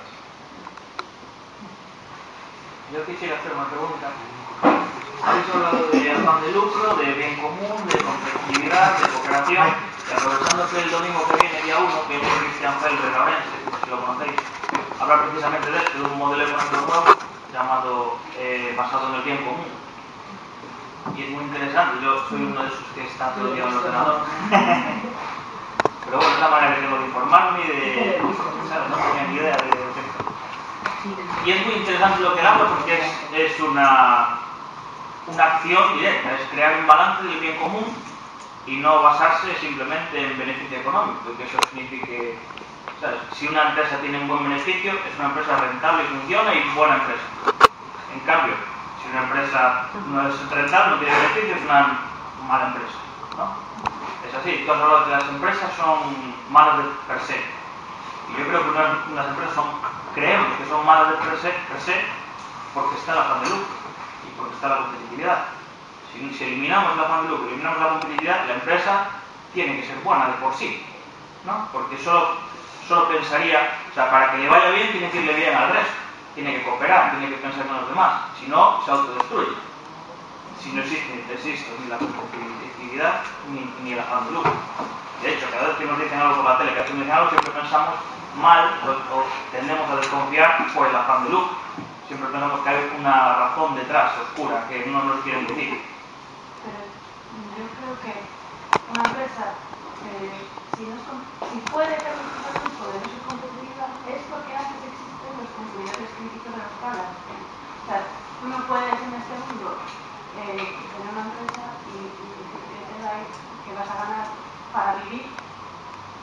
No está claro, el sistema no te permite no ser competitivo. El capitalismo no te permite no ser competitivo. Te destruye porque hay alguien que va a ser competitivo, que va a competir contra ti, con lo cual no puedes, ¿no? O sea, por supuesto, hay que cambiar. No, yo simplemente quería invitaros a que si podéis ir a la conferencia en la Diputación el día 1 a las 7:15. Yo es que me las he visto por internet. Yo también la claro. Y me ha parecido genial lo que dice, o sea, genial. Hay dos cuestiones. Una, solamente desaparece la competitividad si somos capaces de crear mercados sociales, mercados nuestros, cerrar círculos de producción y consumo. Si ella produce y tú compras, no hay competitividad. Ella no va a competir. Ella va a vender al precio que le parece justo, no al que pone el Carrefour, que es otro de los grandes problemas. Es decir, cuando vais a comprar un producto a lo mejor es más caro que el del Carrefour. Por supuesto. Claro, Sí, pero eso debiera decir de implementar un balance de bien común. Claro. Es que tú del producto que compras, no sé que a lo mejor no te puedo regalar. Pero es que aparecen muchos dioses ahora que nos explican cómo hay que hacer la economía. No, haz tú la economía. La economía es colectiva, tiene esa dimensión de impacto positivo colectivo y hay que hacer todos. Somos responsables de nuestro dinero y todos tenemos que hacer economía. Y todos tenemos que favorecer aquellas economías que sabemos que responden a esta nueva perspectiva. Sí, realmente va a elegir el producto sostenible y sí, básicamente. Habla de mercado social, pero habla también de balance social. Es decir, nosotros en REAS no solo hacemos balance económico, hacemos balance social y tenemos un mecanismo que es la auditoría social, que es el mecanismo que nos permite evaluarnos internamente dónde estamos con respecto a esos principios, que nosotros son 6, no son 2, 6 principios. Y cuando dices, si se quita la competitividad y se quita el ánimo de lucro, es una empresa perfecta. Cuidado, porque tú puedes no tener competitividad y dedicarte a quemar montes para hacer una empresa pasto. Eso no es por el bien común, quemar montes. Claro, entonces hay que trabajar mucho más los principios. No son simples, la economía no es simple y sobre todo hay que tener en cuenta esa dimensión social, los impactos siempre. Por supuesto, los impactos. Es un coste. Y luego hay una cosa que es muy curiosa que está pasando y es que no sé este hombre, a lo mejor es una maravilla. Yo lo que me fío es del empresario que hace economía alternativa, no del que me viene a contar cómo hay que hacer la economía. ¿Me entiendes? O sea, que no sé que a lo mejor así no te puedo regalar, pero es que aparecen muchos dioses ahora que nos explican cómo hay que hacer la economía. No, haz tú la economía. La economía es colectiva, tiene esa dimensión de impacto positivo colectivo y hay que hacer todos. Somos responsables de nuestro dinero y todos tenemos que hacer economía. y todos tenemos que favorecer aquellas economías que sabemos que responden a esta nueva perspectiva. Sí, y no depende de nadie, cuanto mejor seas tú, mejor va a ser el resto. Sí. No, eso es lo que se basa. Y nosotros, inconscientemente, cuando vemos que hay problemas, tratamos de cooperar, de juntarse. Yo, con mi experiencia, lo comparo mucho con el deporte. El deporte, tú dentro de un grupo cooperas, tú haces todo lo mejor posible dentro del grupo para después competir lo más fuerte posible contra el resto de los mismos que hacen lo mismo que tú. Básicamente, lo mismo ejemplo ideal. Y lo que hablamos de actividad económica, la actividad económica se basa en satisfacer necesidades, ¿no? Y bueno, el capitalismo lo que hace es crear satisfactorios, lo que tú dices, para poder que tú tengas más necesidades, tomar, y seguir consumiendo. Lo que viene a decir con la economía de bien común es que tienes que no medir el flujo del dinero, no medir eso, es una herramienta. Tienes que medir el grado de satisfacción de esas necesidades, ¿no? O sea, es algo que es totalmente lógico, cuando lo piensas un poco. Sí, lo que dice el puntaje, sintetizamos, mira, es muy sencillo. Esto lo dice Carlos Ballesteros, que es un catedrático que está en REAC y está en el comité ético de CIAR estatal. Tenemos que hacer empresas para hacer felices a las personas. Esa es la base fundamental. Lo demás no tiene que ver con... Tenemos que crear empresas con la parte positiva de los humanos. Que las empresas quieran ser así, ¿no? Por decirlo de alguna manera. ¿Sí? No, las empresas en el sistema capitalista no quieren ser así. No pueden. Pero es esto, a ver, en realidad el mundo global es todo lo mismo, o sea, son partes que... Sí, no, pero evidentemente tenemos que luchar. La lucha, yo creo que si hay algo que están todos a favor es un contra del mundo globalizado que se está comentando hoy en día. Porque lo primero que dicen es... Como todos los ciudadanos del mundo. Pero, sí, ciudadanos del mundo, pero ciudadanos del mundo, pero bueno, cada uno en su ecosistema, cada uno en su entorno. Pero ¿sabes dónde estás? Evidentemente. Hablo de la globalización en el sentido económico. Es que realmente el problema es que no todo está globalizado. Pero un poco también yo creo que lo que tiene que ver, confluye lo que dicen ellos, lo que comentas tú de este chico, es que sino que todos, el sistema lo creamos todos, no solamente los mercados. Sí, yo no estoy negando a ninguno, simplemente un poco aportar mi punto intermedio. Bueno, si hay alguien que tenga algo que le importe mucho, que espabile, porque hay que desalojar en 5 minutos. Ya lo siento, porque está muy interesante. Pensad cuántas cosas hay individuales. ¿Encontráis alguna? Sí, a bote pronto. ¿Cuántas cosas hay individuales? ¿En qué sentido? En todo sentido. Nada, ninguna. No hay ninguna individual. Todo tiene una dimensión colectiva. ¿Por qué funcionamos desde el individualismo? Estructura mental. Somos producto de la educación. Y es más fácil. Somos capaces de cambiarnos, seremos capaces de cambiar la sociedad. Si no,